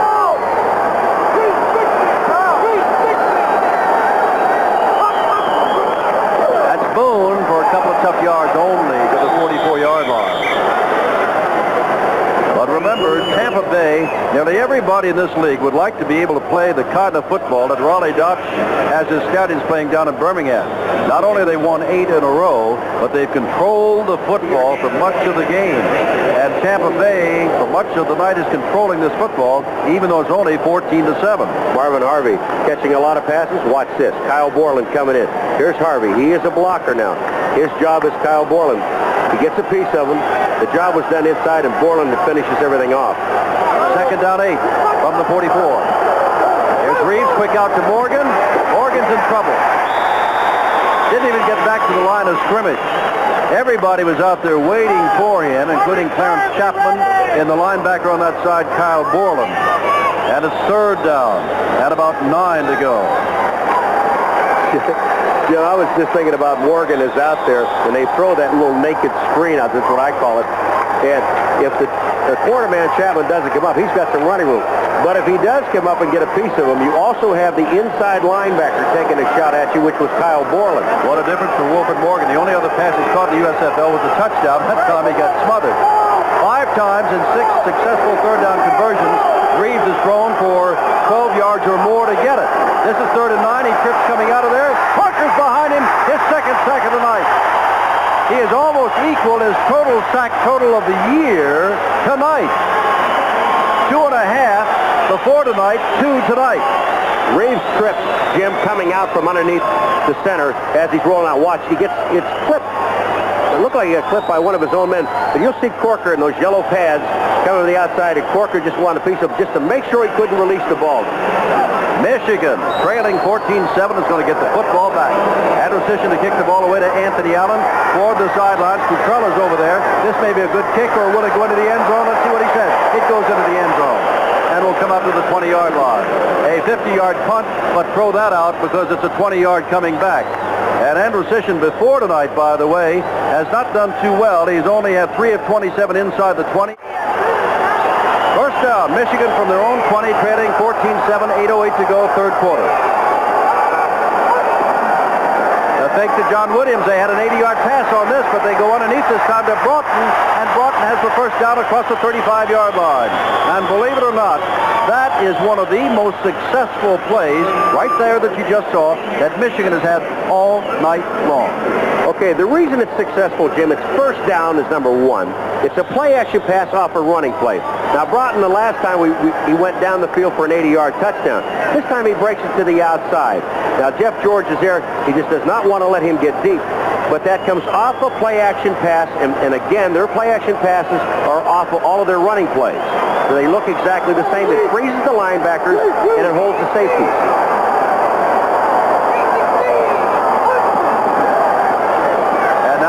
Still with the ball, play action again, goes it out, it's going to be intercepted again by Hanna, the third interception of the night, and they've got the ball near the 40-yard line of Michigan.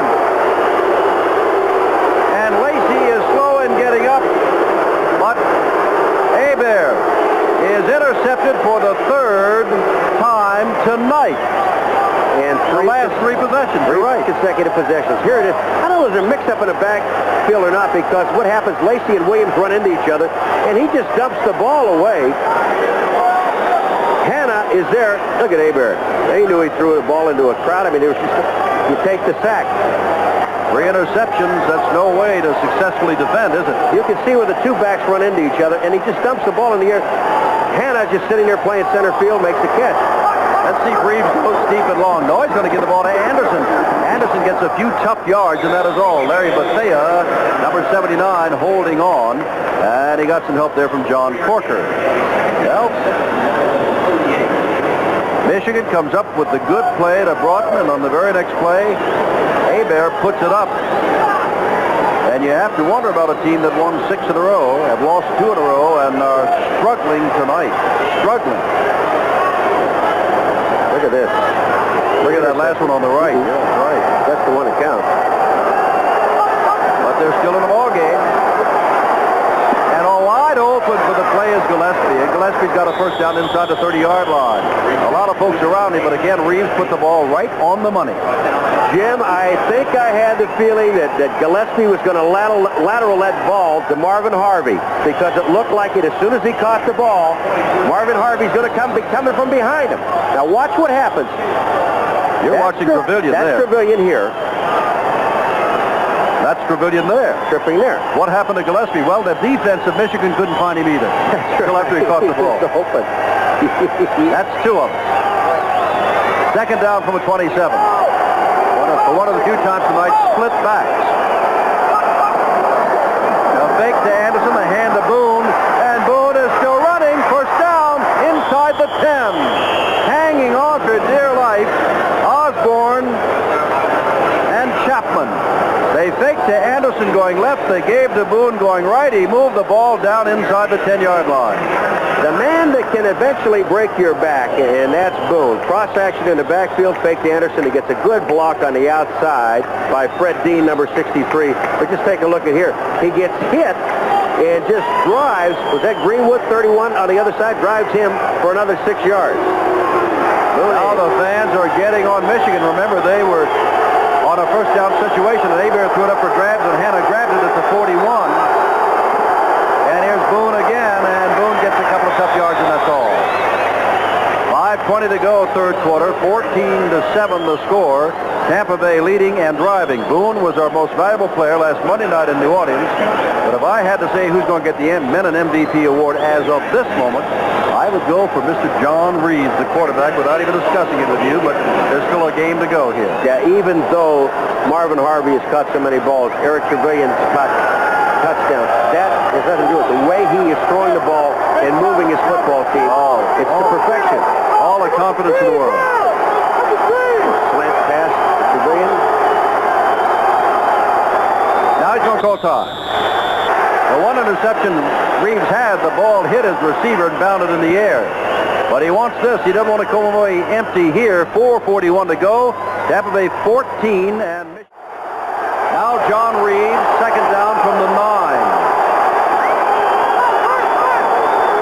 Reeves to Boone, trying to get outside of Corker, cannot, and coming up is Borland. Corker was the man he couldn't get around. Borland came up and put him down. It is third down. And by the way, remember a while ago when Ricky Williams came in late and Reeves had to call timeout? He had to call timeout there. He's only got one left and better than a quarter to go, and Michigan comes back. Well, they may be screaming for timeouts that they don't have. You're absolutely right on that last play about Boone, Jim. As soon as he broke to the outside, even though Borland made the tackle, he saw 57 Corker just standing. He said, I know I can't outrun Corker because he's fast enough. And then Borland had time to make the play.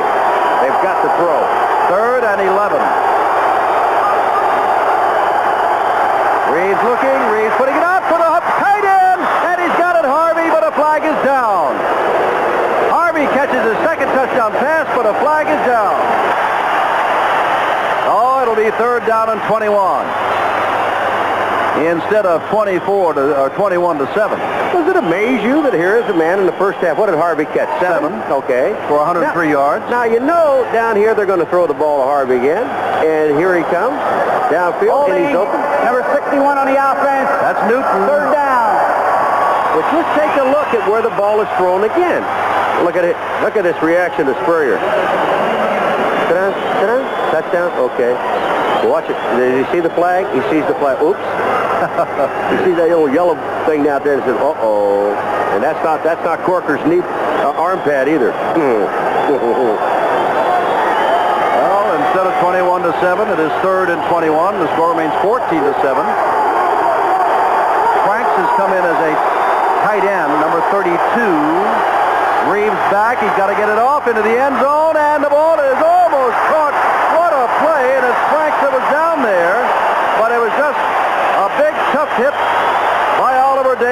Osborne. Oh, Mr. Franks. Did he get welcome to his first play of the night, huh? Oh, did he ever?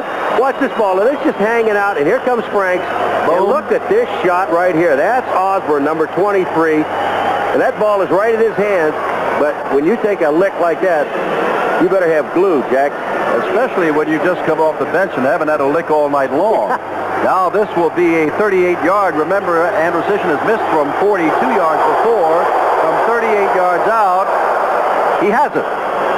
A 38-yard field goal as a result of the turnover, but they had a touchdown erased by a holding penalty. So really, Michigan gets off easily there. All right, let's take a look at Carl Franks now. Here's Reeves back, and he's looking at his tight end all the way. And watch the shot. Now, he's stretched out. That's what you call being hung out to dry. Just catches the ball, and Osborne nails him. Big Z, and Miller 43. It'll be Miller tracking it down if it doesn't go out of bounds, and he almost stepped out of bounds, but does not. Miller has got speed, and he gets a big hit as he gets across the 25-yard line near the 28. Keith Clark, a reserve linebacker, came down, and there's a flag down on the field. Are we going to have a double fight here? I know one of the players is double fight or double foul? Double foul, double fight, whatever. Walter Carter, number 75 of Tampa Bay, a defensive end, is one of the players that's involved in this little confrontation. Personal foul, unnecessary roughness, number 58 on red. Personal foul, number 77, unnecessary roughness on white. Penalties offset. First fouls were after the play. The only time we've seen that is when in Denver they threw both men out early in the first quarter, Jones and Pauls. 77. 58 there. There's the one confrontation there. That's Coakley. McGowan is personal foul. I don't think that's the play right there. No, it's after that. It's after that. And 77, Mike Butler is not on the kickoff team, and it was 75. 17-7 the score. First down, 29. Michigan trails. Hebert 11 of 20 for nearly 200 yards, 199. And here comes Lenny Patrick with his first carry of the night. Little man out of Alabama, the rookie. 31,443 have come through the turnstiles. And they've sold more tickets than that. They usually have 4,000 or 5,000 no-shows. Michigan did a very smart thing. They offered to high school football coaches in the state and around the area season tickets for $20. $20 for the whole season. And 1,000 high school coaches said, we'll take those, and bought the tickets. 2:57 left in the third quarter. High school coaches don't make a lot of money either, do they? Second down, and Lenny Patrick with Kirchbaum on top of him gets near the 34-yard line. It'll be third down and a long 5. Ken Lacey's on the sideline. Now, he got hurt on that last interception. And remember, it was a shoulder that kept him out 4 weeks. And I think he got off holding on to that arm which indicated the shoulder. They're booing because there's Lacey. Cowles holding his neck up. Third down, or they'll have to give it up again if they don't negotiate nearly 6 yards. Hebert's going to throw for it. Hebert gets it to nobody. Patrick and Williams crossed almost at the same time. There was a mix-up there on the receivers. Patrick coming from the left, Williams from the right. They said hello as they passed each other. And look at Hebert and say, what's happening? And Anthony Carter saying, how can they do that to me? He won't be back at least until the playoffs is the word we get. And he still leads the club, Paul, in catching passes, and he hadn't played in a month. It's true. They really miss him. It takes 50% of their game plan away. Greenwood kicked the ball away to Alvin Bailey, who has not caught a ball all year. Gives you a little excitement. That is not a particularly good kick at all, and it's going to go out of bounds. And it's only going to pick up, well, as a flag down. Flag down. That kick is not even 30 yards. Greenwood can't be happy, but they're marking back. Here's Tom White. It's on Walter Carter again. What did he do this time? Holding, I think. Holding. Why do you want to hold on a punting situation? Farmington? Why do you want to hold if you're a defensive man on a punting situation? I don't know. This is after the ball is kicked away, so the penalty is going to be after that. So they get the ball. David Greenwood has not kicked the ball well this year, Jim. Now, he's had a bad back. We understand that. Let's just take a look at what he's doing here. The center's fine. You know what the problem is, Jim? Look where he's catching that ball. Not on his instep, but on his shin bone. He's holding the ball too close to him. He's not reaching his arms out. Well, you were saying that in pregame practice, so apparently it's something that's just carried over to what he's doing constantly. Exactly. He's got to get his arms extended where he can get all the drive from his leg, and he's catching it on his shin, and the ball's not going anywhere. A post-possession foul takes it back to the 24, but the fact remains that Michigan couldn't do anything with the ball and had to kick it away.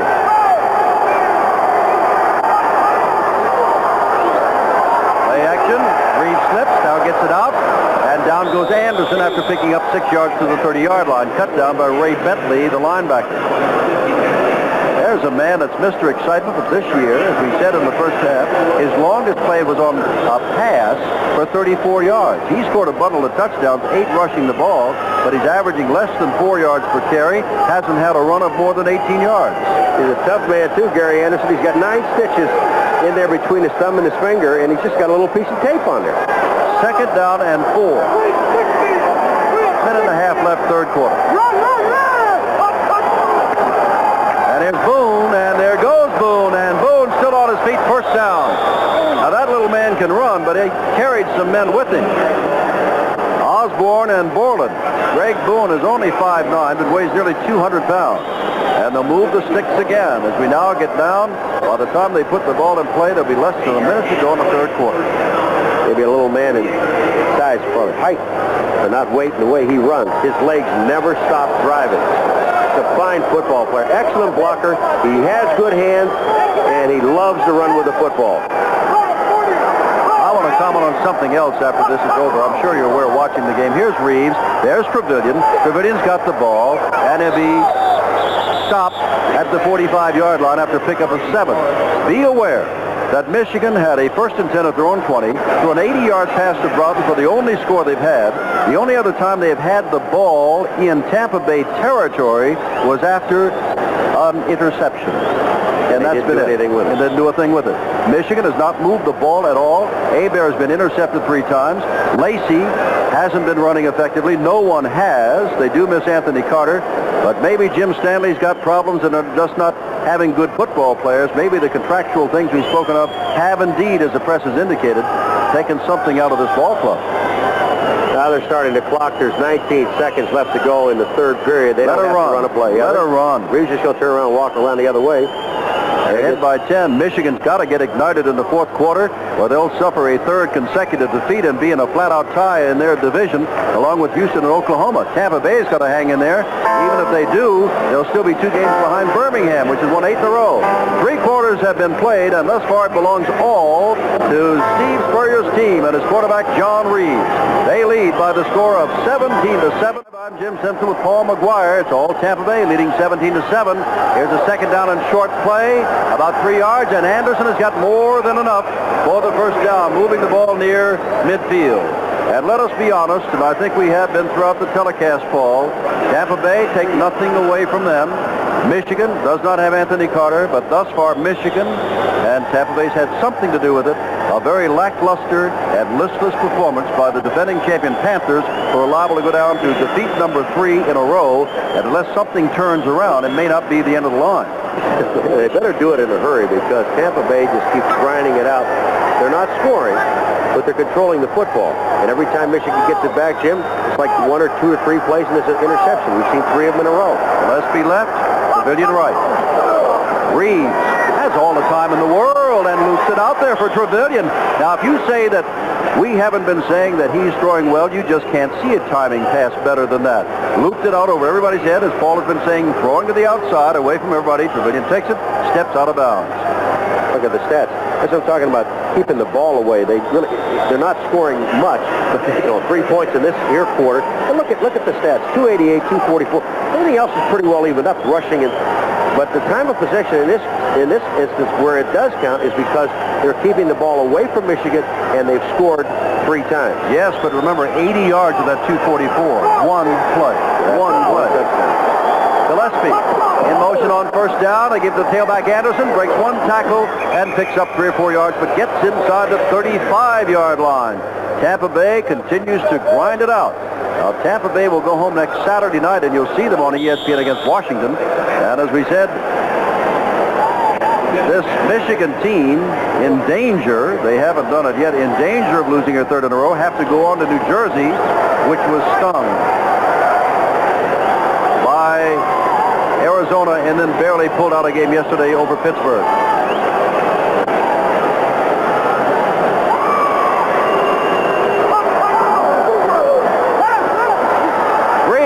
Terrellian, who hadn't turned around yet, and when he does, the ball is at his feet. Chapman wasn't looking either, and Clarence is a little upset because if he had turned around, he could have caught the ball. Neither one looking. Yeah, but Reeves couldn't wait any longer because Big John Banaszak, number 76, was right in his face, and he had to let the ball go early. On his third down, and 7 to go. Borland, Pennywell, Bentley come out. Coakley goes in, and a couple of defensive backs. Vito's in. Vito McKeever. Now Wilfred Morgan comes in for Vidian. Everyone gets to the huddle, so Morgan tells him what the snap count is as they go to the line of scrimmage. Flood the zone again. Here they come. Oh, look, all by himself. Gillespie's got the first down. Oh, it is like picking cherries from a tree when the farmer's away on vacation. Jim, it's the same play they did in the third quarter. They flood the zone, they put Gillespie in motion, they end up with a triple formation. Here comes Corker, and he's just got, Boone is blocking on him. Corker goes down, good block by Boone. But what happens, Jim, is that they're flooding a zone again, triple formation. You've got Morgan and Trevelyan on one side. You got Gillespie on the other side. Now he comes in motion towards Trevelyan and Morgan. They clear out. Gillespie's open underneath. There's nobody on him. First down, the Bandits have looked extremely good tonight. Here's Anderson trying to get outside. He does. Cuts back inside and picks up 5 yards. They keep grinding it out. Ray Bentley, the leading tackler on the team, puts him down. But it's 5 yards on first down. It is second down 5. And the clock continues to wind down here in the fourth quarter with 12:20 left. The man that made an excellent play at that time did not make the tackle was Clarence Chapman, number 22. He came in to sacrifice his body. He had to take on 2 people. 1, Boone. 2, Fred Dean, number 63, the guard. Yeah, Stanley and Drew, boy, they're not too happy. They're down by 10, and Tampa Bay is moving. Marv Christian comes in. When he comes in, it's usually for blocking purposes, number 35. They give the ball to Boone, who cuts back the other way. Look out! Boone has got strength. First down, Osborne holds him down at the 4. First and goal to go, Tampa Bay. Boone having another good night as he did a week ago against New Orleans. Not the figures, but some big runs. Boone, the quick trap. Take a look at it. Here comes Boone back to the inside. The blocking, he's there.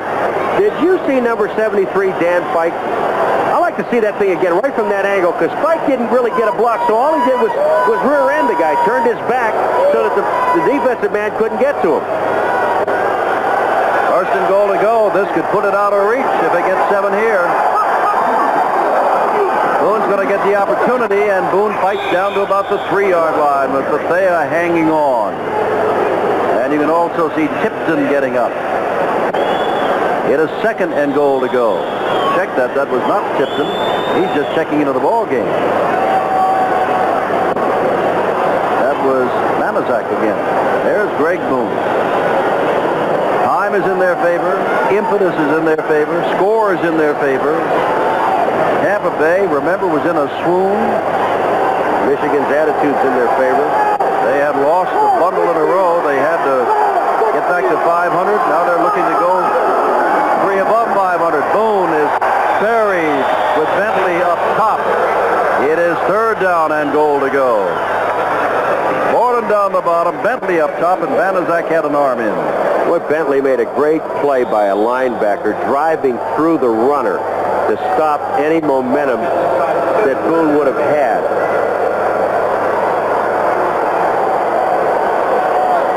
Gary Anderson comes in. Christian goes out. 10 minutes to go in the ball game. Would Reeves, would he bootleg? Well, I'm just thinking if he doesn't, do you go for it on fourth down or do you go for the field goal? Think about that after we see what happens here. Here's Boone. so he goes back inside, and it's going to be fourth down until 3 yards to go. You can see Borden down at the bottom. Jim, if you kick the field goal, now Michigan 2 touchdowns could beat you. If you go for it, you can put the game out of reach, but they're going to kick the field goal. Here it comes. Look at the pursuit. Boone is trying to get to the outside. There's just no place to go. That's number 79, who is Bethea, that really stops the play. And then look at the help. Look at Boone. He's tough to bring down, Jim. They've got everybody on him. Almost a chip shot for Andrusician, 21 yards, meaning the ball is spotted at the 11-yard line. He has missed from 42 yards. He's hit one from 38 yards.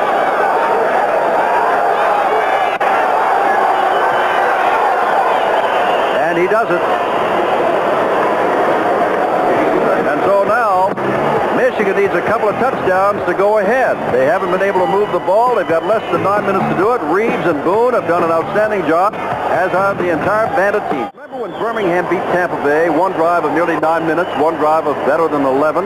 Steve Spurrier's club learned something. They have just driven for more than 8 minutes. For that three-pointer, they took 8 minutes and 7 seconds off the clock.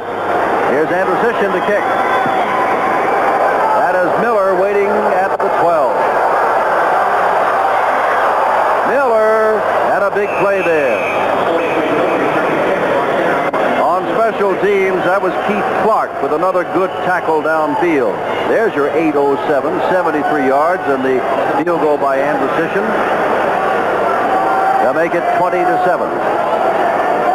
And Michigan, you know, you lose ball games along the way, but a lot of it has to do with how you lose ball games. And they may be booing Hebert as he comes on the field. They are booing Hebert. Whit Taylor's the only other man.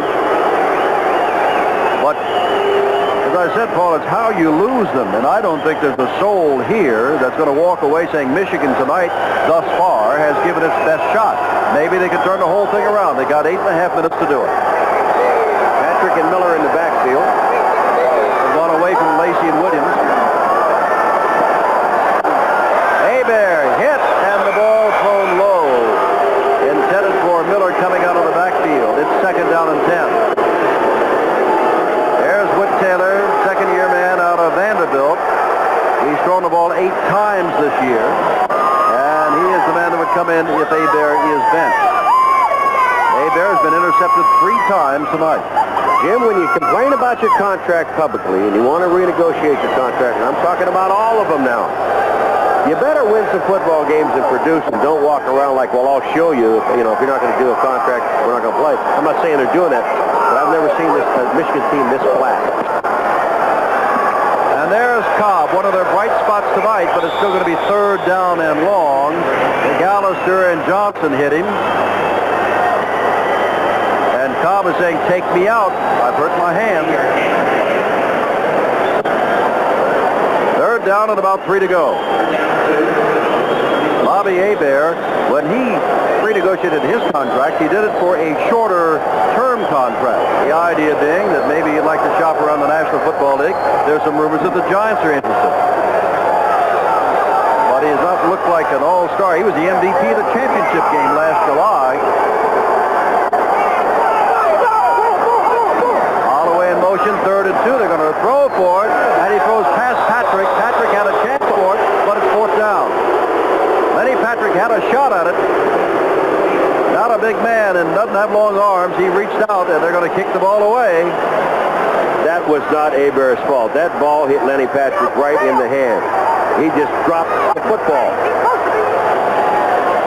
Greenwood netting a little bit better than 32 yards per punt. Let's see if he does not extend his arms this time. Bailey is deep inside the 30. If he kicks the ball while it's still close to him, you watch.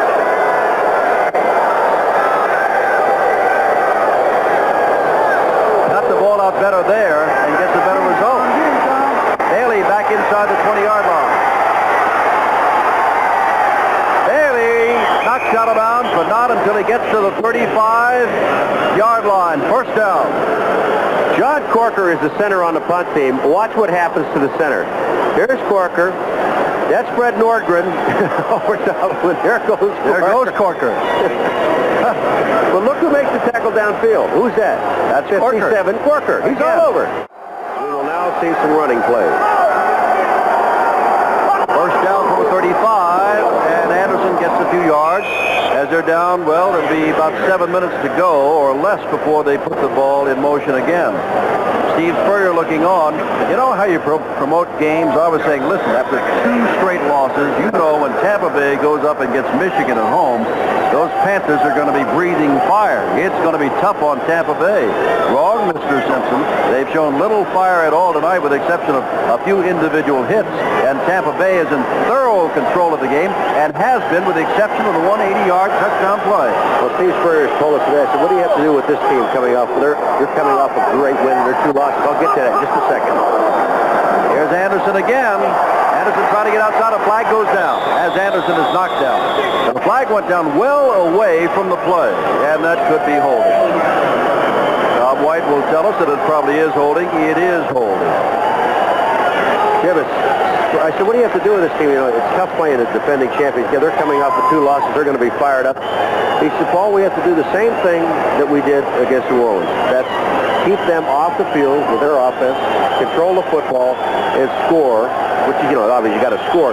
But he said to control the football, and that's what they've done this evening. Ball moved back to the 27-yard line. Holding. 65 on the offense. Second down. Reggie Smith. Now, by the way, if you follow who's favored and who's not favored, if Michigan loses tonight, that means of the 9 football games this weekend, the underdogs in the USFL will have won the game. Birmingham was the only one that was favored that thus far has won. Here's Reeves on second down, 18. Beat the spread here.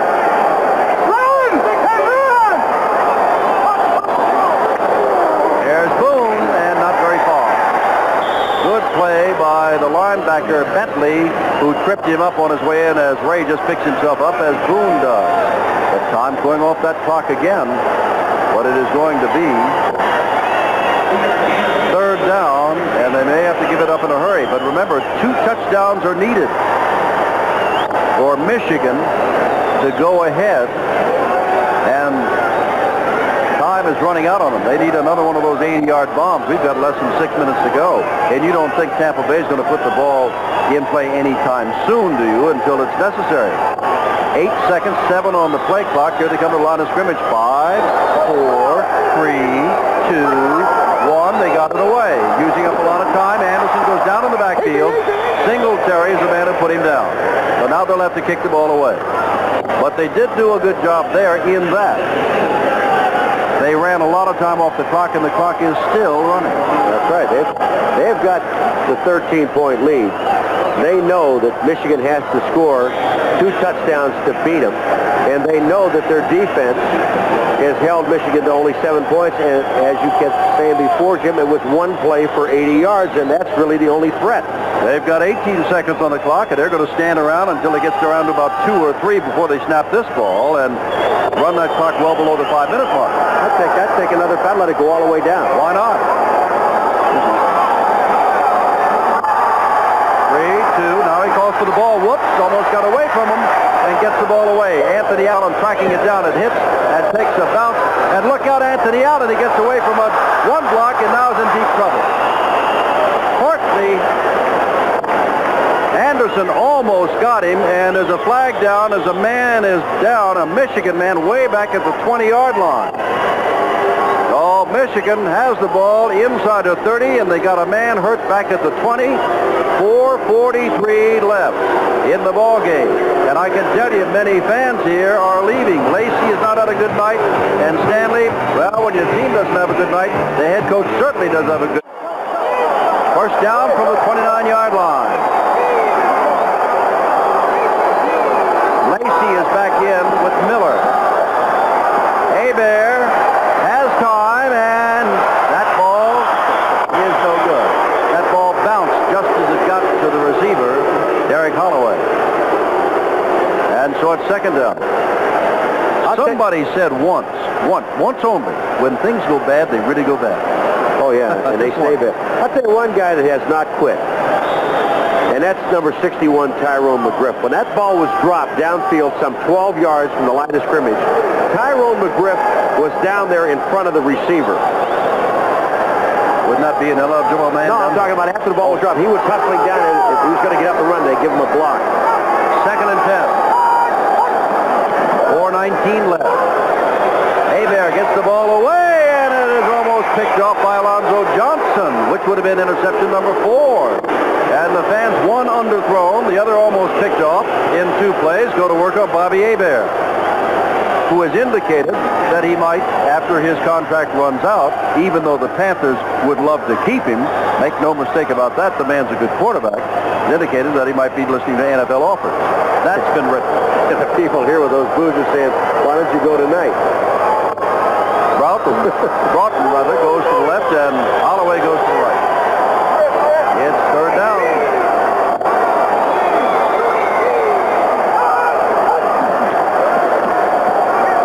Hebert's got the time, and he's got a man out here, Lacey, and Lacey. It all depends on when they mark it, whether or not he got the first down, and they're not going to give him the first down. It's going to be 4th and short. Jeff George put a real hit on him, and now there's a little extracurricular activity on the sideline. George gets up, they keep him away from Lacey, and vice versa. 3:55 and counting left. Jim, we got the officials are calling timeout. It's not a first down, but you said it right on the head that Jeff George did make a great play on Lacey. Lacey caught the ball, had 8 yards, and Jeff George, nothing spectacular, just went up and wrapped his arms around and got his body in front, stopped him so he couldn't pick up the 2 yards for the first down, and they're going to, Michigan, obviously, they're going to go for it. 3:50 and counting. They have to have the scores. Well, George was all USFL last year. Hebert's 3 for his last 11, plus 3 interceptions, and now he's in trouble. Puts it up again, and it is in the grass.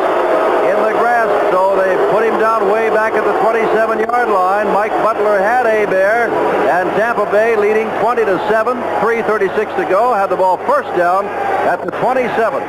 6 to go, and even though the ball is inside the 27, talk about running plays. All Tampa Bay wants to do is run some time off the clock. They have played extremely well on offense and defense, and Michigan has not. Jim, after this play, I want to talk just a little bit about what has to happen to this football team, and this team, by that I mean Michigan.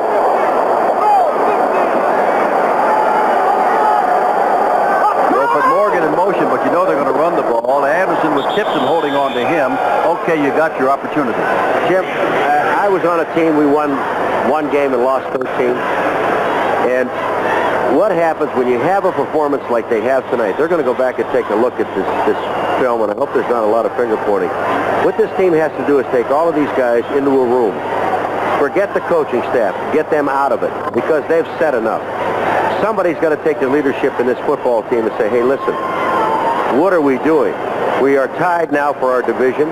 We still have a great football team a chance. We've got to put it together, put all this past stuff aside, and go out and start playing some football.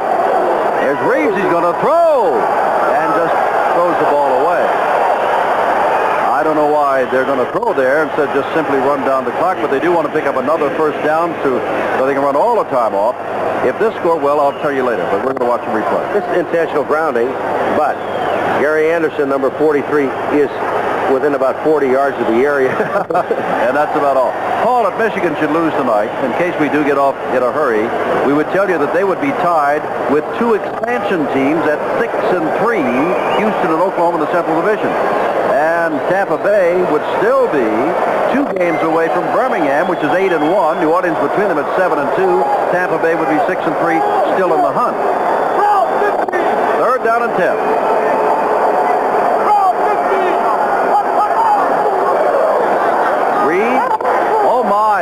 He overthrew on a stop and go. I don't think Gillespie and Reeves had things exactly together on that one. Reeves threw long. Gillespie had curled in short, so Reeves is 22 of 37 thus far. Much better than 50%. 251 yards, a couple of touchdowns, and 1 interception that actually hit his receiver and bounced off his receiver for the interception. And now Zenon Anderson is going to try a 45-yarder. He wants to say hello to everybody in Canada. I love that. Zenon comes up to me, say hello to everybody in Canada that I know. But I don't really know you, but... Well, you know why I said it. He played up there, what, 9 years? And Bugs Engelbert's son is his birthday today. We want to wish him happy birthday. 45 yards, and it is off to the side. And so Michigan, it's not over. At the moment, 2 minutes, 28 seconds, but they'd have to have a revival of amazing sorts. John Corker clapping his hands for the offense as they come on the field, saying, let's get going, guys. But we had a pretty good crowd in tonight, and we've got very few left tonight at the moment, and those who are tuning up their boo cords. You know, I've watched the Michigan team come out the offense. Lacey is just now getting to the huddle. The two men that ran on the field were two ex-Pittsburgh Steelers. Tyrone McGriff, 61, Ray Penny, 74. The two guards. Look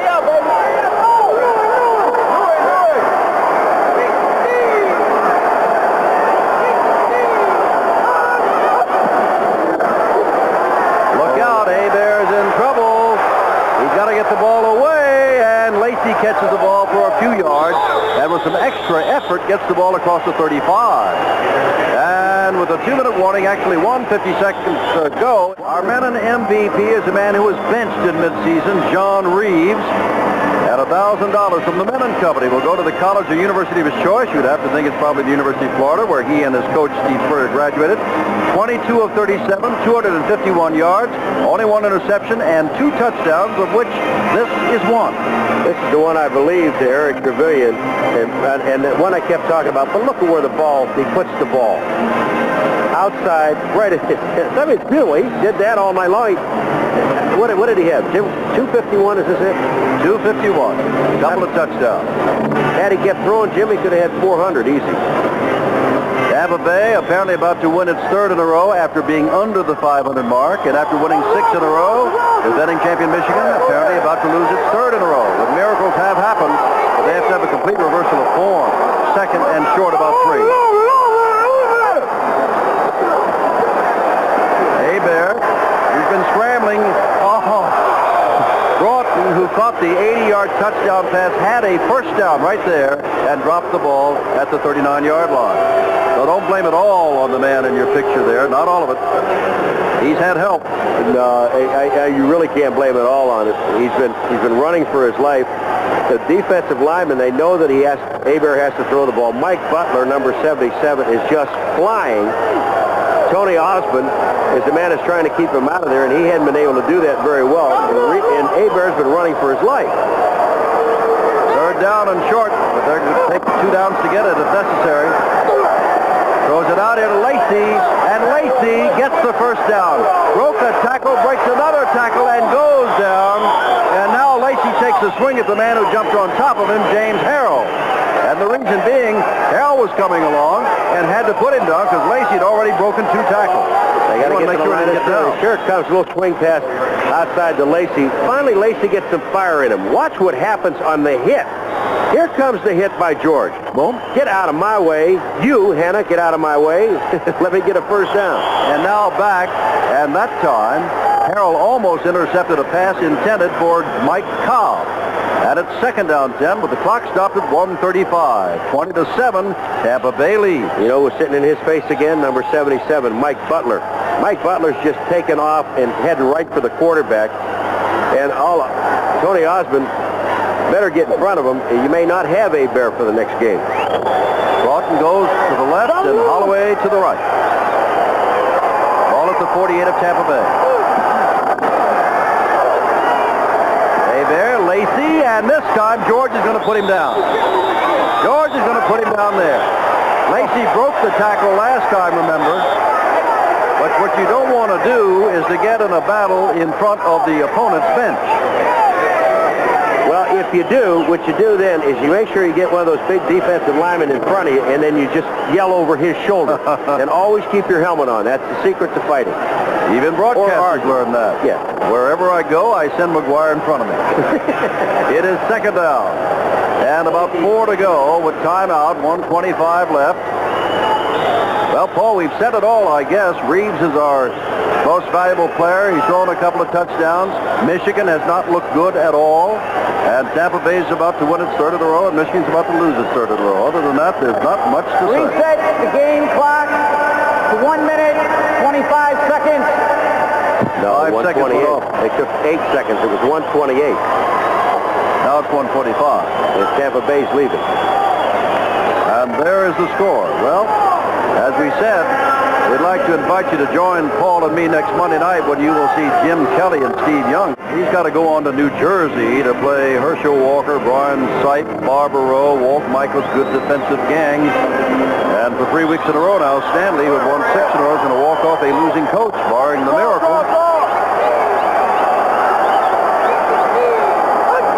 3rd and 4. Hebert running for his life, getting up to Lacey again. He keeps finding him. There's George again. And Lacey and George are really having a personal battle here in the last couple minutes of the game. Throw the ball to Lacey, put him head up with Jeff George and see who wins. Well, and really Tampa Bay, they could care less because the ball's coming to the outside. They're not going down, really going downfield with it. Watch Lacey. Now watch what Lacey does. He sees George. Okay, here it comes, pal. In your face. Hanna gets in there, but he misses. Here's Hebert, and it's caught across the middle by Cobb, the big tight end. McAllister on the tackle, as you can see, and the clock is going to stop again because he picked up another first down. And time has been called, but it should be a first down. Nope, it's about a half a yard shy. I beg your pardon. But with 1:09 to go, against this prevent defense, Michigan is having its biggest success moving the ball tonight. Broughton and Holloway go left. Hebert is 18 of 34, 262 yards, but 3 interceptions. Hebert, and over here, and it's almost intercepted. This time by Hanna, and they say it is. Jim, Lacey can't believe it. That's the 4th interception. We should see that again. Hanna makes his 2nd interception of the night. Watch what happens with the ball. The ball rolls around, and it never touches the ground. It ends up on Hanna's legs, and then he just reaches down and scoops up. The official is waiting there. Watch this. Watch what this ball does. Here's the ball. Cobb hits him. The ball is still up in the air. It's kicked up in the air. Now look where the ball comes down. Between his legs. It's not on the ground. I got it. And Hanna just reaches in and takes it. The official's standing there watching the whole thing. I've never seen a man catch a ball with his legs before. And that's practically what he did. He got a ball rolling around. And that's the 4th interception of the night. And that's a tough one. They're just going to let this thing run down here now. Okay, you got it. Reeves will put it down now. They can stop the clock but once. Oh, now they're going to shove each other. It's a little bit late for that. Clock is still running. As long as they want to do that, they'll let the clock run away. Tampa Bay doesn't care. They'll discuss it. 45 seconds. Then an MVP. Now I can't understand that. They let about 15 seconds go off after the play and then call the timeout. Instead of immediately. They want one more shot at him. 2nd down, 11. You know they've got 30 seconds to get the ball in play on each occasion. Reeves will touch his knee twice. It will be all over. And Tampa Bay will have won on ball control, the performance of Reeves and his entire defense as well as offense. And they will have won their 3rd ball game in a row and will be 6-3 and will be 2 games behind Birmingham in first place of the Southern Division and 1 behind New Orleans. And Tampa Bay, or I should say Michigan, which started this losing streak in the rain against Oklahoma when Hebert was intercepted 4 times. Hebert has been intercepted 4 more times tonight. In the other games that have been played, this is the 9th, and the other 7, he was only intercepted 3 times in 7 games. No, he's not. He's moving. No, he's not. Okay, now they'll let this run down. They can't call timeout anymore. It depends on when the official marks the ready. If he waits for about 1 more second, he did. Now they don't have to run a play. Now they don't have to run a play. In the Central Division, of course, Michigan losing its 3rd in a row. You're looking at the Southern Division. We told you about that. Tampa Bay goes to 6-3, winning its 3rd in a row. And now Michigan falls into a tie with Houston, which they will get shortly, and Oklahoma, which has already beaten them. So Reeves and company go off, and the fans here at the Silver Dome do not like it at all. Their team has lost 3 in a row, and I want to tell you something. Reeves wants the game ball. Tampa Bay played extremely well, and Michigan, they didn't look like they had much fire at all. Well, I know Jim Stanley has got a lot of work to do. They're talking. No matter what Spurrier says to him, it isn't going to make him feel any better. But I'll tell you something, he has got to get this team, they've got to do it themselves, not with the coaches, but the players themselves have got to get together, Jim. And you'll see Tampa Bay against Washington Saturday night here on ESPN. I'm Jim Simpson with Paul McGuire, 20-7 the final score.